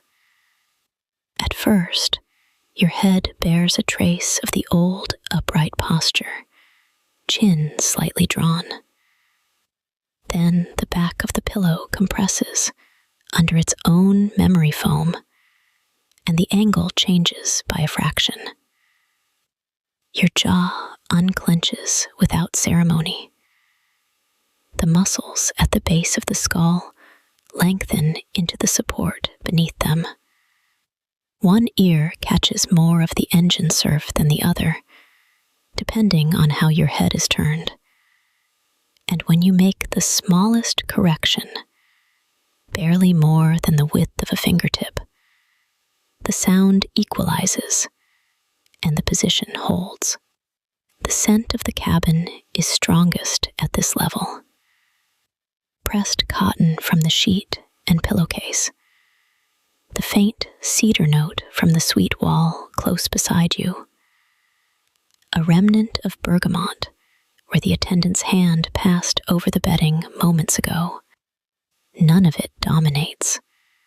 It arrives in layers each time you inhale, slightly different depending on whether your face is turned toward the wall, up toward the vented air, or inward toward the duvet, where your own warmth is collecting.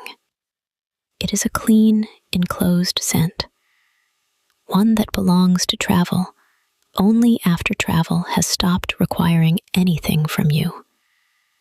Somewhere beyond the screen, far enough away to remain abstract, another passenger shifts. A seat mechanism hums once and is done. And then the broad cabin settles back into its shared low register. No announcement follows. No cart. No interruption. Only the aircraft continuing westward in the same level tone. The thought has lost its old task. It no longer asks to be checked. It passes through and leaves only the sense of duration ahead, long and even. Your hand drifts once toward the ledge, not because you need the glass, but because your body has memorized its position and likes the fact of it. Fingertips touch the polished edge, then the cool side of the tumbler, where condensation has begun to gather again. You do not lift it. The contact is enough. You know exactly where it is should you wake later and want water without opening your eyes fully. That knowledge removes the last practical reason to remain alert, and your hand returns under the duvet, where warmth closes over the fingers almost at once. The bed continues to shape itself around your stillness. Pressure increases in some places as muscles release in others. The duvet settles lower into the hollows beside your thighs. The tucked edges along your sides become less noticeable and more effective. Not something you attend to, but something your body uses. Under your lower back, the mattress pad supports without forcing a curve. Under your shoulders, it spreads your weight broadly enough that no point insists on itself. You do not disappear into the bed. You rest on it, evenly distributed, no longer carrying your own arrangement. Time begins to lose its sharper edges here.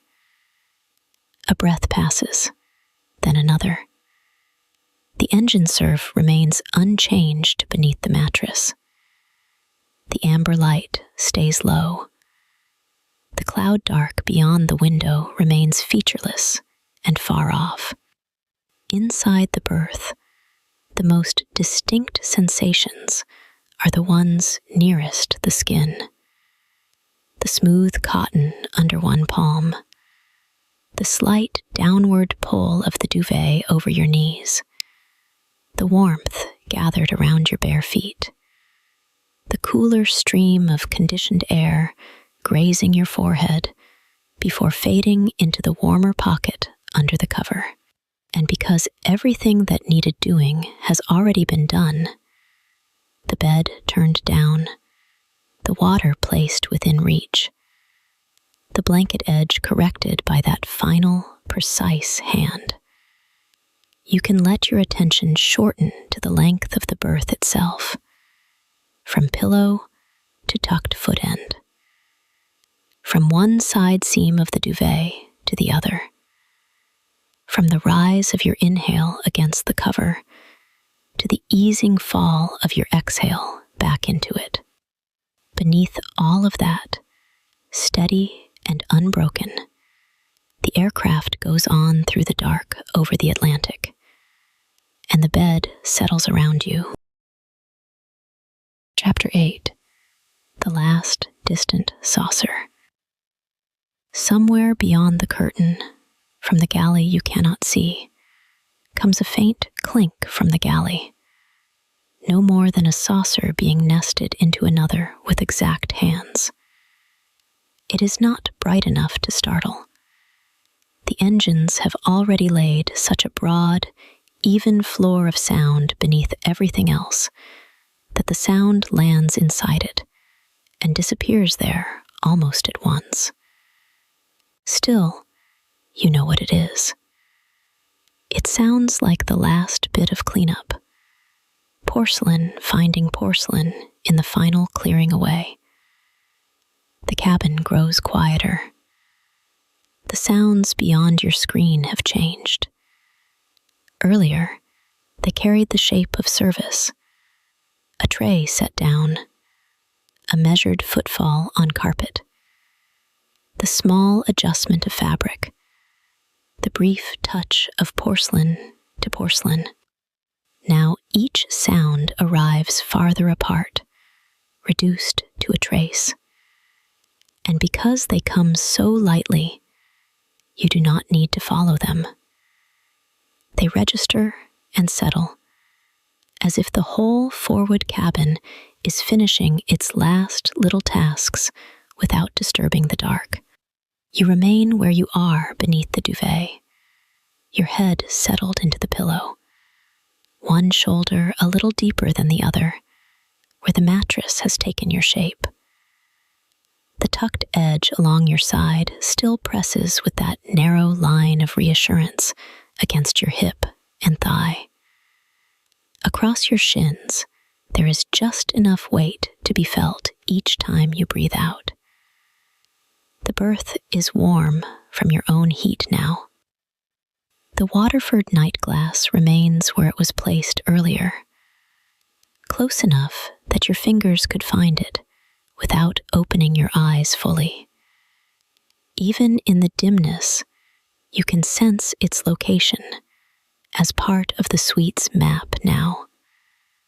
Pillow behind, tucked duvet below, ledge to the side, glass near the front corner, where the amber lamp leaves only a dull gleam on the rim.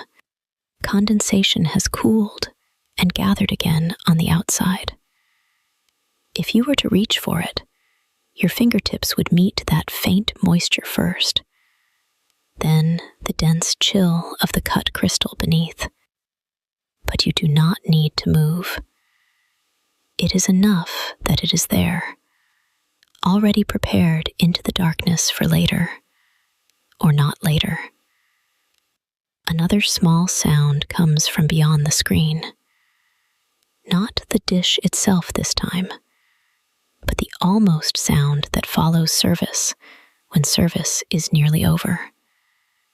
A drawer eased shut in the galley, or a cloth folded once and laid flat. Then a brief rustle of the distant service curtain. You hear the fabric slide along its track and then stop. After that, nothing more from it. The curtain goes still, and the cabin changes around that stillness at once. Not dramatically, only by subtraction. One less motion in the background. One less thing in progress.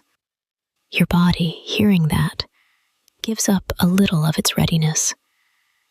It stops listening for the next approach with the same alertness as before. Service is over. The cabin is settled. What remains active now is less human than mechanical.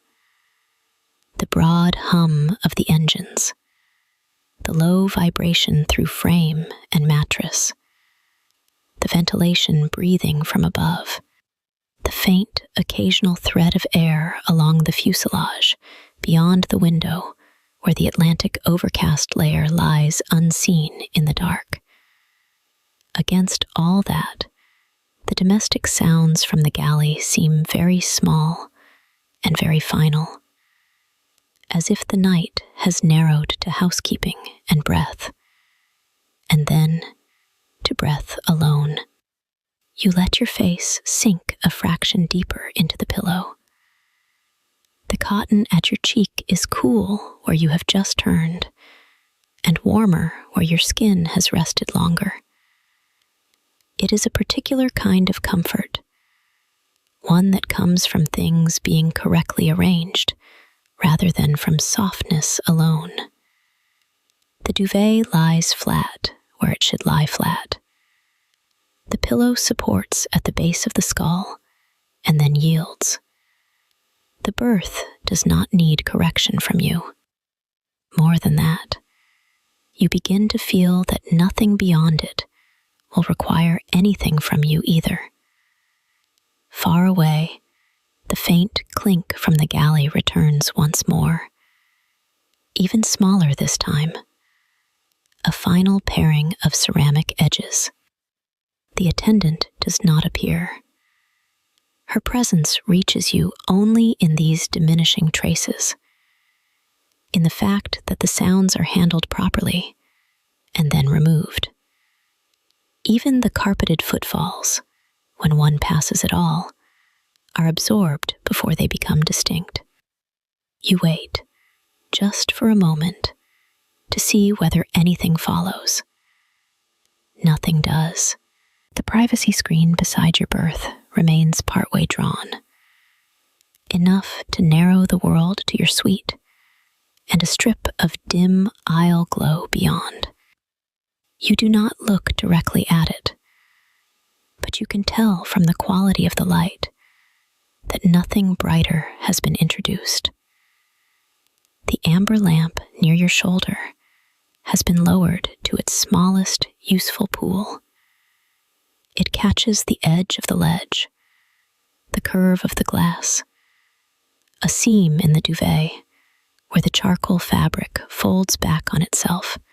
Everything else recedes into gradations of brown, bronze, and shadowed gray. The suite now feels fully given over to sleep. The farther the galley recedes, the more clearly you feel the aircraft itself.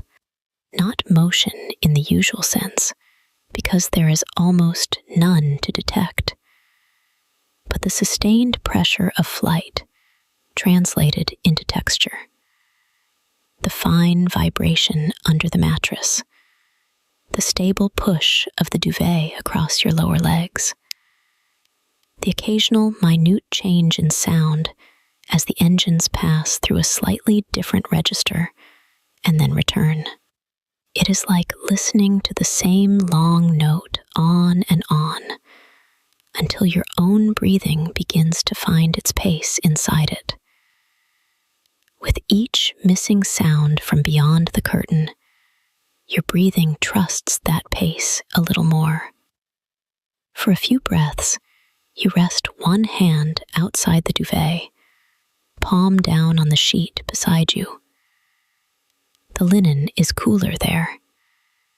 Your wrist catches the moving air from the vent, while your forearm remains warmed by the bed.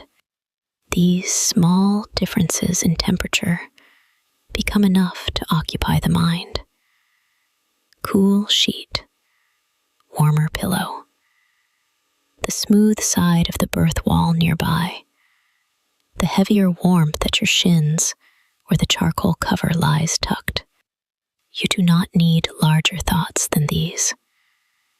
The cabin has already reduced itself to what can be felt without effort. Again, from some distance, a single porcelain contact, then no reply.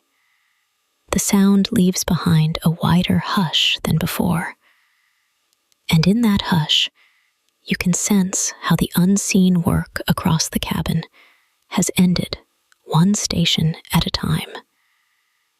A latch checked, a curtain drawn, a lamp lowered, a final glance into an aisle, then retreat.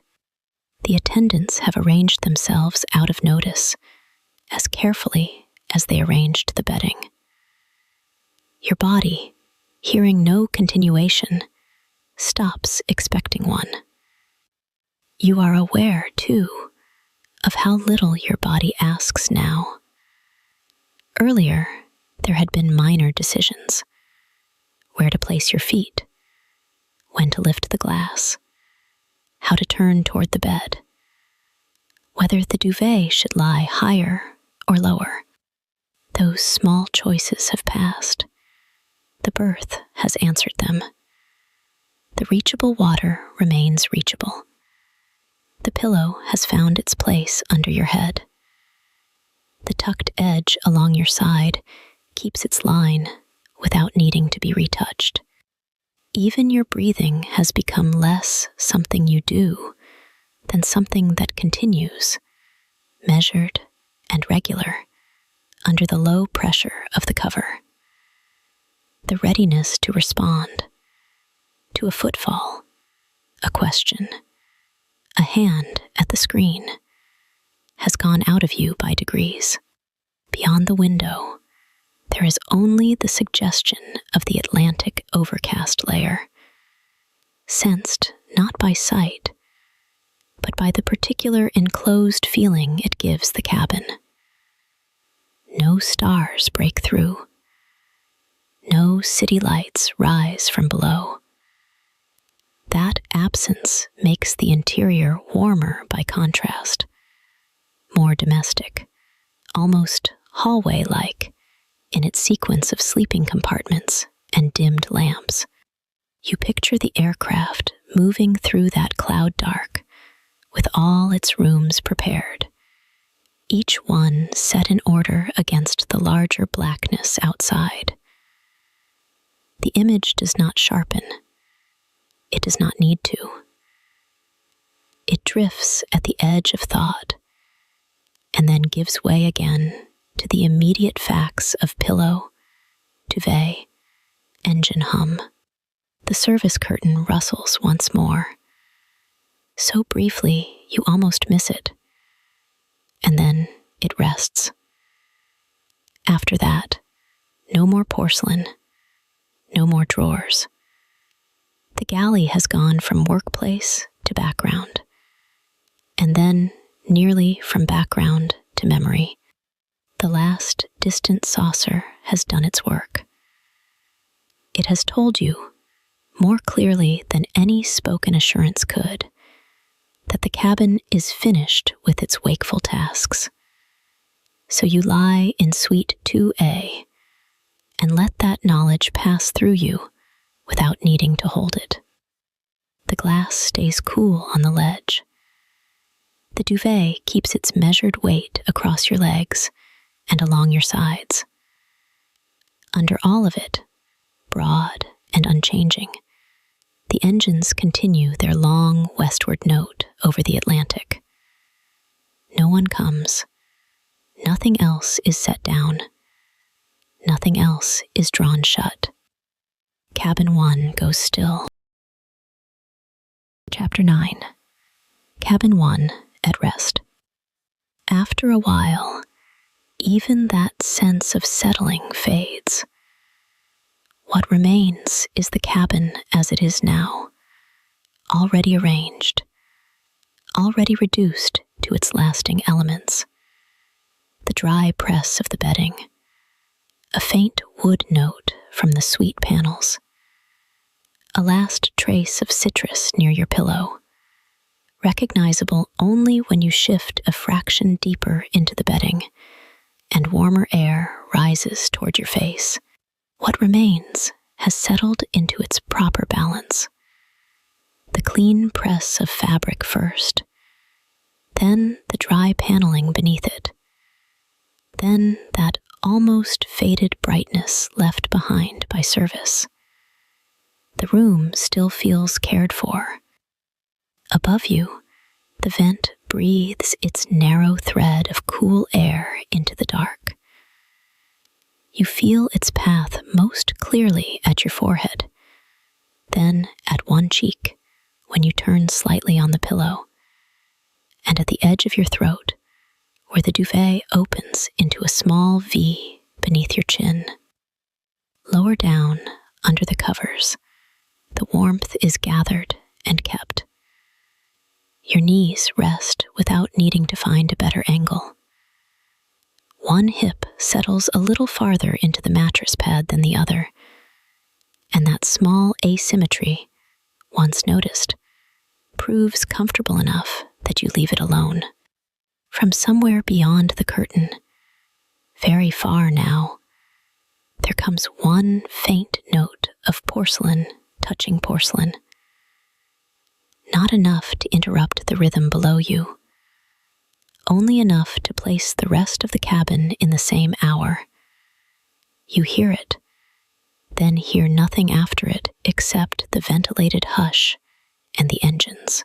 The sound does not ask for attention. It simply confirms that the work beyond your screen is nearly finished. reduced to the smallest motions of stacking and putting away. You find that the forward cabin has taken on the character of a corridor of sleeping rooms. The thought comes not as company exactly, but as proportion. Your suite is private, yet not solitary.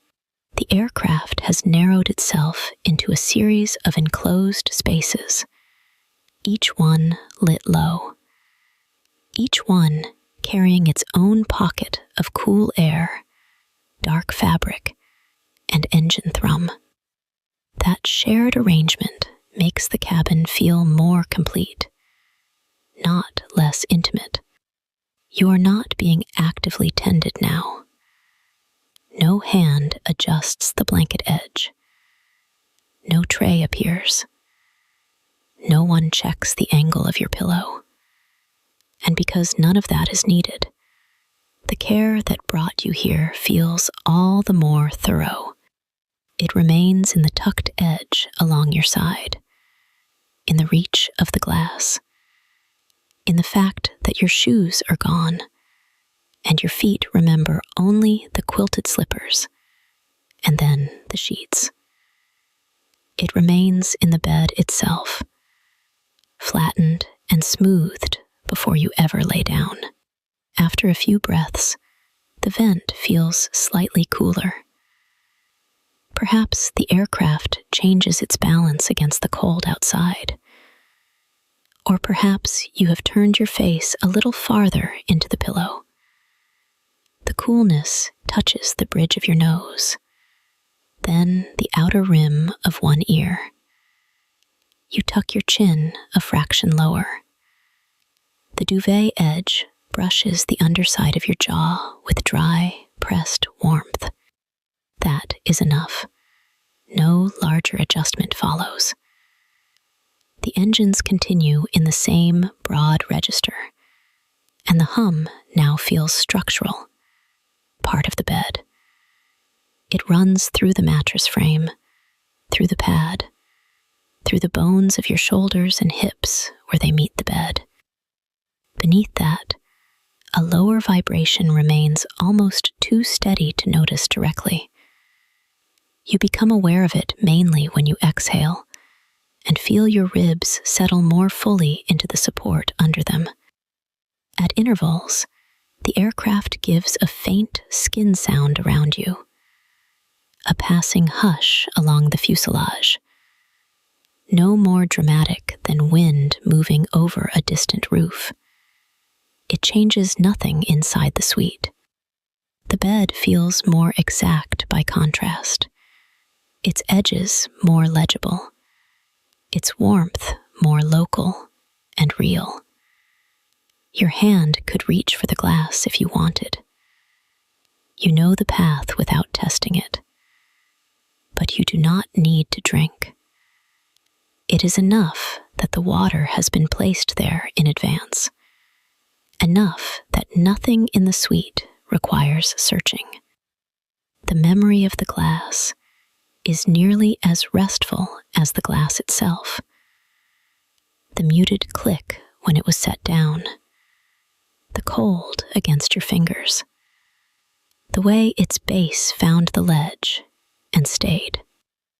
As the fabrics warm under you, the air changes again by a shade. The bedding gives off its dry, clean trace, not detergent, not open air, but something flatter and more pressed. The wood note in the panels stays underneath it, less immediate, appearing when you breathe in more deeply. The citrus returns only now and then, almost as a thought rather than a smell. Another tiny porcelain note arrives from the galley. Then a pause so long that it might be the last one. After it, there is a brief fabric rustle, perhaps a service curtain settling back into place, perhaps only cloth shifting against a panel. Then again, the broader hush, carpeted footfalls, if they happen at all, are too absorbed to travel this far. The cabin has moved beyond service into maintenance of stillness. In truth, almost nothing is happening now. Air moves, engines run, the bed supports you. Somewhere behind the curtain, objects have been put exactly where they belong. The pressure at your shoulder blade eases as the mattress accepts it. The small of your back no longer attempts to hold itself away from the bed. The weight over your thighs stays constant from one breath to the next. Inside the duvet, your feet rest at an angle that would have felt temporary earlier in the evening, and now feels finished enough to keep. The body has stopped proposing improvements. Because there is so little to respond to, your noticing circles the same few anchors and finds them sufficient each time. The vent above, breathing coolness toward your face. The tucked edge at your side. The glass on the ledge. The deep, even engine note beneath the mattress. Beyond your screen, the unseen row of other suites, each with its own dim lamp or darkened berth, each carried in the same smooth westbound passage. The repetition does not feel repetitive. It feels structural, like checking the corners of a room in the dark and finding them all still there. If you open your eyes, the suite appears in fragments rather than as a whole. A low amber crescent from the reading light, the darker shape of the screen, a suggestion of the ledge, the faintest difference between the paneling and the window, one matte and one depthless. Then your eyes close again, because the closed version is simpler and more accurate to the hour. The cabin is no longer a place to look at. It is a place to lie within. You remember, not actively but by bodily fact, the sequence that brought you here. Towel warmth fading from your face. The cool tumbler learned by touch.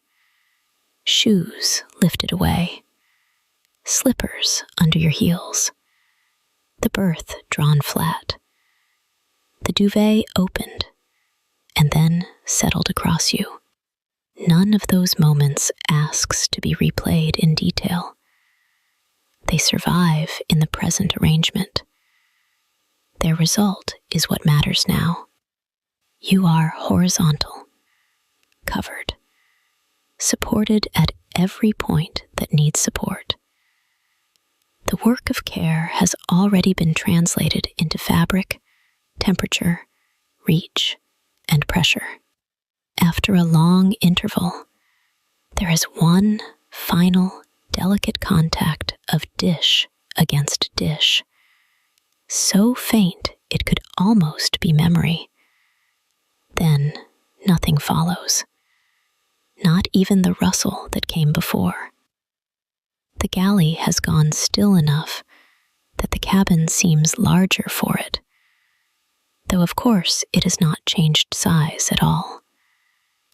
Only the remaining sounds have spread out.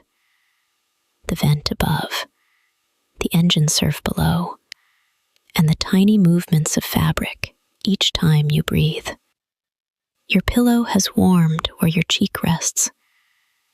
If you turn it slightly, a cooler patch meets your skin for a moment, and then loses its coolness too. The duvet edge remains smooth under your fingertips. Your hand loosens over it, then loosens again. The mattress pad beneath your ribs and hips keeps the same patient depth, neither rising nor yielding further, simply staying true under you while the aircraft continues its long trek over the Atlantic. And somewhere in that deepening stillness, the last distinction falls away. The room now does the work of keeping you comfortable. The vent finds your face without asking. The berth receives each part of you in the same exact place. The ledge keeps the glass ready in the dark. The screen holds back the aisle. The dimmed lamp, the fitted bedding, the enclosed hush, the broad engine note under everything. None of them merely remain. They continue. Cabin 1, having been arranged around you, now holds that arrangement on your behalf and carries it forward, so that by the time the thought forms, you are already resting on a new floor of quiet, not attended, not waiting, but kept, as the cabin itself bears you westward through the night. Chapter 10. Cloud dark beyond the window. A faint rush of air passes the window. The pane beside the berth gives back only a dim amber reflection. The ledge, the darker line of the screen partway drawn. And beyond that, there is nothing to read. Black glass, cloud dark pressed somewhere past it. You stop looking for anything outside. With nothing to see outside, the bed becomes the whole scene. The duvet across your shins has weight you can measure. The pillow keeps its known shape under your cheek. The mattress pad yields where it yielded a few minutes ago. A thread of cooler air from the vent crosses your forehead and thins at your temple. Against that certainty, whatever fills the sky beyond the glass can remain immense and unreadable without asking anything of you. You lie still enough that the motion of the aircraft no longer feels like travel. What reaches you instead is continuity. The long engine note under the floor, the low vibration through frame and bedding, the tucked edge along your side staying where it was placed. The sheet stays smooth over your knees. Near your hand, on the ledge, the water glass keeps its chill. Everything touching you stays the same. If you think of the ocean below, you do not picture waves. It is too far beneath, and the overcast lies between, turning the ocean and cloud are both hidden. Down there is distant. Up here is fabric, pressure, temperature, and the steady murmur under the mattress. Another light brush of air passes along the outer skin of the aircraft.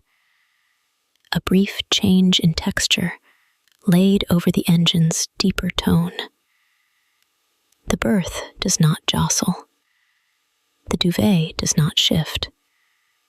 The glass on the ledge does not click. The sound moves on and leaves the same arrangement behind it. And because nothing in the suite alters, your breathing keeps its pace. You become aware, then less aware, of the line where the duvet crosses your hips. It is tucked with precision along both sides, and that neatness has a bodily effect more than a visual one. Your legs do not drift outward. Your lower back settles flatter into the mattress. One shoulder remains slightly deeper than the other, as it has since you first found this position, and the extra padding receives that unevenness without asking for correction. The bed is not trying to persuade you of anything. It is simply built this way, turned down this way, supporting exactly where your weight has gone. The amber light is so low, it reads more as warmth than color. You sense it on the inside of your eyelids more than you see it directly. A warm dimness rather than illumination. It gathers on the ledge where the glass stands and leaves the window mostly black. The contrast is simple. Near things defined, far things erased.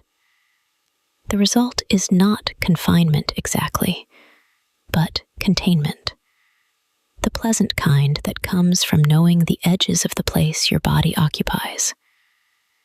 When you shift 1 foot inside the bed, the movement is minute. The sheet brushes the top of your ankle. The duvet drags lightly over your shin, then settles. Under that small adjustment, the engine hum remains broad and level, too continuous to count, too constant to notice for long, unless your attention drifts down to meet it. The dark beyond the window stays featureless. You cannot separate cloud from sky, and after a while, there is no need to. Nothing in here depends on measuring it. The berth remains the same length under you. The pillow edge stays cool where it extends beyond your cheek. The linen scent in cabin 1, pressed cotton, faint cedar from the sweet panels, the last trace of bergamot left from earlier service, rests close to fabric and wood, not drifting much, just present whenever you inhale a little more deeply. Another small passing of air touches the fuselage, less a sound than a change in the pressure of listening. It reminds you that the aircraft has shape, skin, and forward motion. Yet even that thought comes without grandeur. It is practical, almost domestic in feeling. The aircraft keeps its course. The cabin remains level. The berth supports your hips, your ribs, the backs of your thighs. That is enough. Your hand could reach the glass without opening your eyes. You know the exact span from pillow to ledge now, the angle of the wrist, the place where cool cut crystal would meet your fingers. You do not need to test it. The usefulness of the arrangement is already complete. It matters that the glass is there, that water has been placed within reach before the lights lowered, that future effort has been reduced to almost nothing. Even untouched, it contributes to the ease of lying still. If your eyes open, the window remains dark. If they close, the dark remains, but gentler, because it no longer has a surface. In either case, the cabin is warmer than what lies beyond the glass. You can feel that in the pocket of air under the duvet, in the faint coolness at the bridge of the nose where the vent reaches, in the way your hands have gradually lost the memory of terminal air and dry concourse light. What matters now is that the cabin stays steady, warm, and dim. A brief creak passes through some interior panel far from you, the sort of ordinary settling sound that belongs to a long machine in cold air. It is gone almost before you place it. Then only the engines again, the vent, the almost inaudible friction of fabric when you breathe more deeply, and the duvet rises a fraction over your chest before easing back. The rhythm is small enough now that thought begins to follow it rather than lead it. You notice how the pillow supports not just the side of your head, but the space beneath the jaw, reducing the need to hold anything up. The neck unclenches by degrees. The shoulder nearest the mattress broadens. The hand resting near the duvet edge loosens one finger, then another, until the palm no longer keeps any shape at all. These are not tasks. They happen because support remains available long enough for the body to trust it. Outside, cloud dark beyond cloud dark. Below, the Atlantic hidden under that cover, present only as an idea of breadth. Inside, amber near black, cedar panel, pressed cotton, cool glass, charcoal duvet, the low private architecture of Suite 2A. The contrast narrows your attention in the most useful way. The farther the world extends beyond the window, the less there is to manage here, except the pleasant specifics already in contact with you. Another faint rush moves along the fuselage, and again, the aircraft answers with steadiness. No drop, no sway, just the suggestion of air flowing past a curved exterior many feet away from your bed. It gives the night one more layer. Not only dark and cloud and sea, but motion through them, smooth enough to feel almost imagined. The hum under the mattress continues at the same depth, broad and even, and your breathing settles into it, as if matching a current too wide to see. You could think of the cabin as a row of sleeping rooms suspended over the ocean. But even that becomes more image than needed. What matters is the section of bed beneath you, the line of the duvet at your waist, the reachable glass, the tempered air at your forehead, the privacy screen standing where it stood before. The rest of Cabin 1 can remain around you without entering your attention. The aircraft itself has taken over the practical care of the night. Its pressure kept even, its course kept true, its engines carrying the same note hour after hour. So the window stays dark, and the dark stays outside. Within the suite, everything returns to touch. The duvet presses lightly at your shins and hips. The pillow keeps its shape beneath your cheek and jaw. The glass cools the air directly around it on the ledge. The vent threads a narrow coolness across your skin. The pane beside you holds its black reflection. Beneath all of it, unchanged, the engines continue their long, submerged sound, and the aircraft goes on westward above the overcast, carrying your bed through the cloud dark without interruption. Chapter 11. Almost still over the mid-Atlantic. The glass has grown colder on the ledge. Hours have passed since service. Time passes instead in slower signs. A breath cools at the nostrils and warms again beneath the duvet. The mattress receives a little more of your weight at one hip and then keeps it. The engines continue below the berth in their broad, even register, so steady that after a while they stop reading as sound alone and become a condition under everything else. A long, submerged pressure, like surf heard from behind a closed wall. If the route map appears at all, it comes only briefly. A dim line curving west over the Atlantic. That impression remains. Somewhere beyond the sweet wall and dark window, the crossing continues. Yet from here, beneath the charcoal duvet, with its tucked edge running straight along your side, movement has lost its ordinary shape. You are simply being carried west above cloud and sea. Your hand could reach the ledge without opening your eyes. It does not.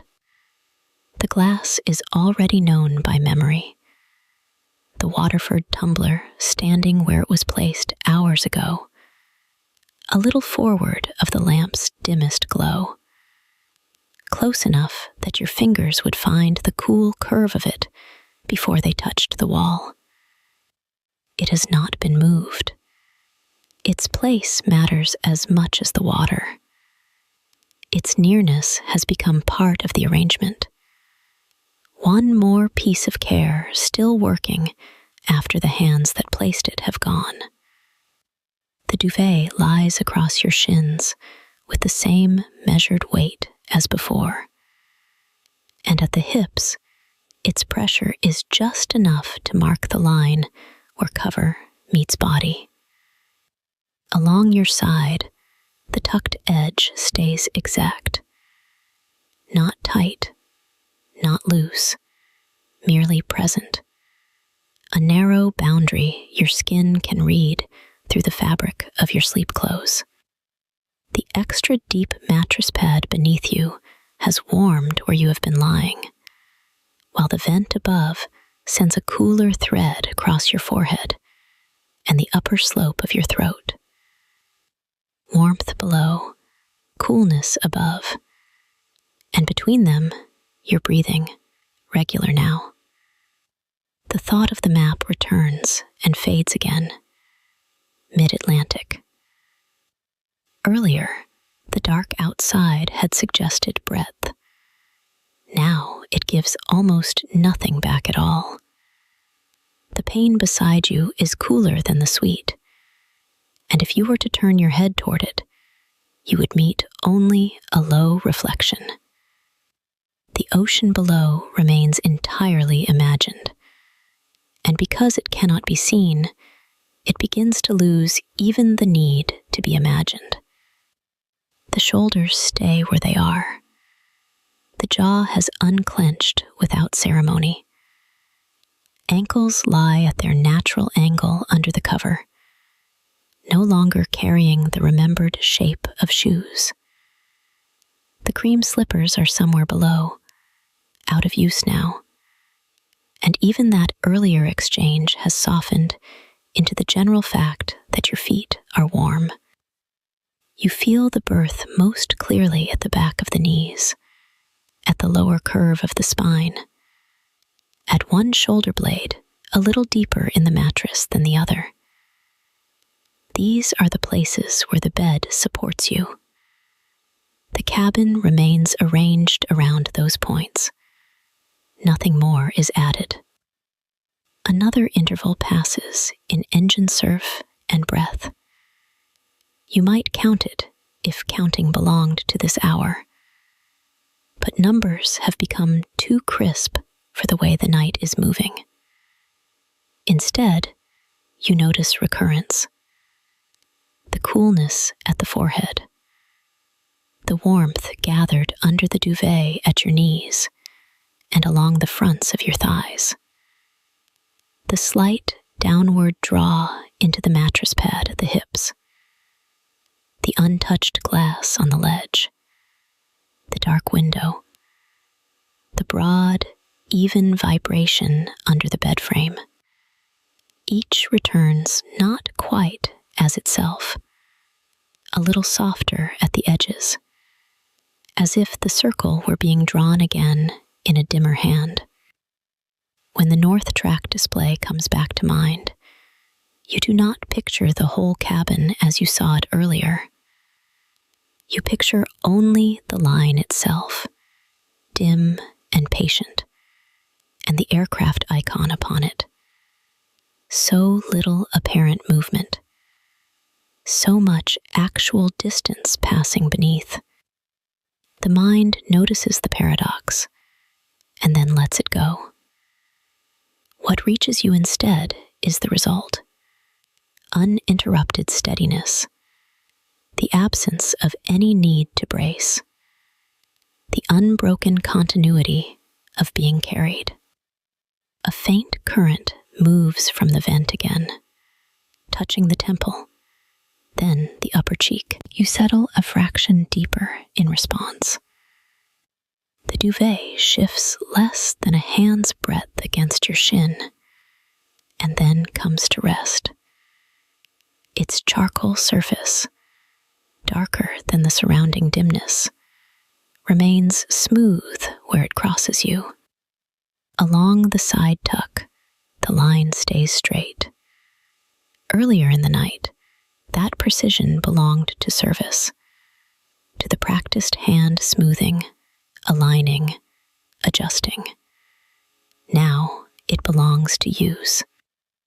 The bed has taken your shape without losing its order. Cabin 1 has entered the part of night in which even the traces of work have withdrawn. No carpeted footfall comes near the screen. No tray passes. No latch clicks. The attendant's work remains in the room.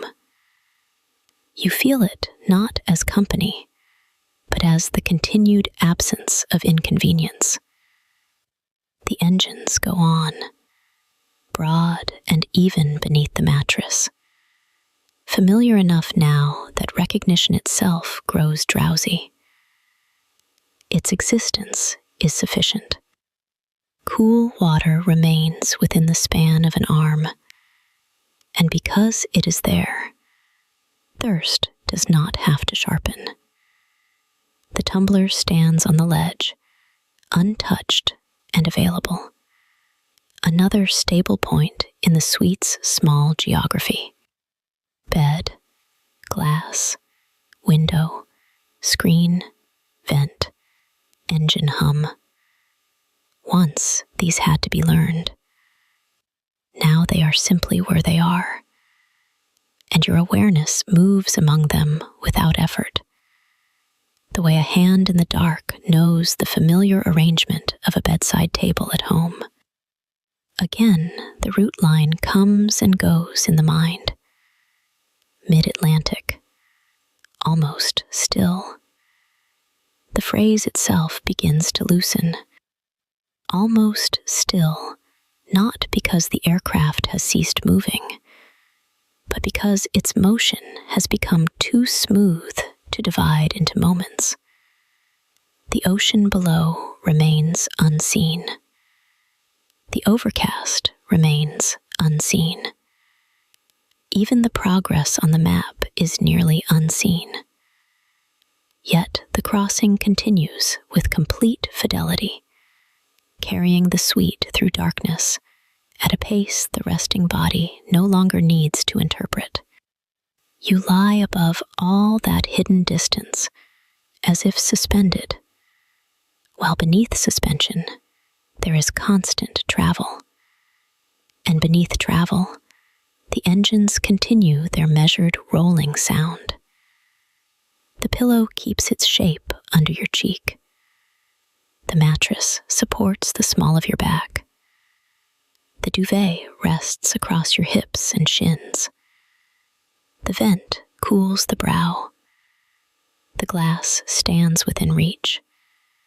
The dark window gives nothing but its own faint chill and the suggestion of reflected amber. In that absence, the cabin becomes simpler. Breath in. A slight lift beneath the duvet.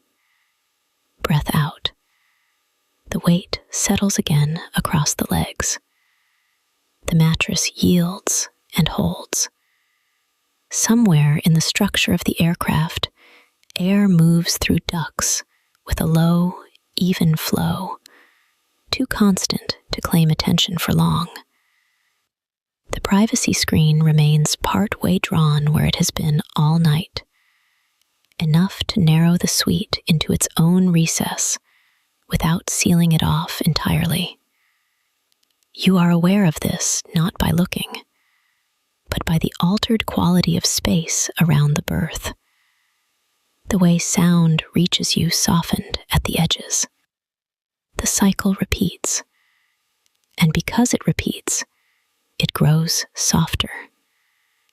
The map remembered and forgotten, the glass imagined by touch, the tucked edge at your side, the broad engine surf under the mattress, the dark beyond the window, the cool thread from the vent. Each returns in turn, then blends. There is less distinction now between one and the next, less distinction between noticing and resting. The line over the Atlantic, the cool glass, the tucked edge, the dark pane, the engine hum. Again the line, dimmer now. Again the glass, only it's chill. Again the edge at your side, less boundary than trace. Again the window, giving back almost nothing. Again the hum below everything, broad and even, and nearly no longer separate from breath. Chapter 12. Carried Westward. Breath moves under the charcoal duvet. Cool air touches your brow from the vent above. The engines keep their broad note, more pressure than sound, and the berth of Suite 2A holds its long-made shape around you without asking anything more. The tucked edges stay straight along your sides, not tight, simply exact. The mattress pad keeps its deeper warmth beneath you, where your shoulder has settled, and where one hip has made its place in the bed. Your chest rises against the measured weight of the cover, and lowers beneath it. The duvet is warm now. At the neck, where the edge turns down, pressed cotton remains. Cedar faint behind it from the suite panels. Beyond the window, there is only the overcast, dark without seam. The flight continues without your noticing it. Here it reaches you as continuity only. Hum under the mattress, a faint pressure at the ears. Cabin air moving over your face at an unchanging coolness. Your feet rest in their own warmth now, no longer in shoes. Your legs lie long under the duvet. The weight across your shins is one of the clearest comforts left. Not heavy, just enough to be counted when you exhale. The privacy screen stays partway drawn, turning the berth into its own narrow room without sealing it. What remains from the wider aircraft is reduced to a few simple continuities. Ventilation, breathing from above, the low mechanical murmur under the floor, and now and then, the faintest thread of air along the fuselage, too slight to disturb the bed. You sink a little more without meaning to, only by degrees felt after the fact. The extra deep padding receives the back of your shoulder blade, the curve of your waist, the fuller weight of hips and thighs, until the line between your body and the berth grows less definite. The pillow has shaped itself around the side of your head. One side of your face is warmer than the other.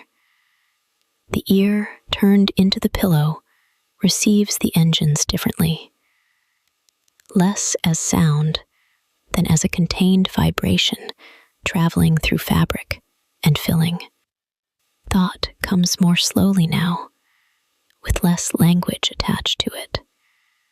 The sweet arrives in fragments, the edge of the duvet under your fingers when they shift an inch, the coolness above your brow, the glass on the ledge, the dark window, the joined ottoman extending beneath your calves, the amber reading lamp dimmed low enough that it no longer calls your eyes toward it. If your hand moves, it meets the cover first, then the smooth sheet beneath where the duvet opens at the top. Cotton over skin, the faint seam of the blanket edge, a little trapped warmth at the wrist. Then the hand becomes still again, and sensation returns to larger, slower things. The mattress supporting the length of you, the pressure of covers along the outer thigh, the steady current of air at the temple. Nothing needs improving. The arrangement has held through the hours, as if care can remain after hands withdraw. At times, the engines seem farther away, as though the sound has moved out beyond the aircraft and become part of the night itself.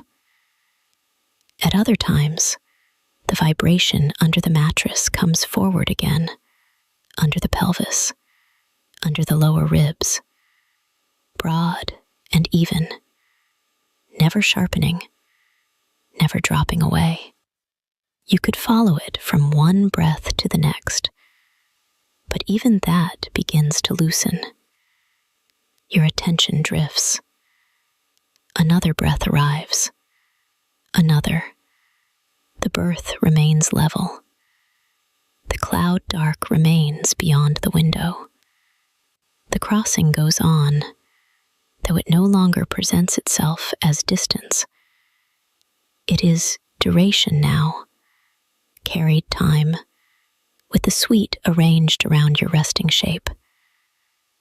Above cloud, above ocean, with no visible horizon to compare against, movement and stillness have nearly become the same sensation.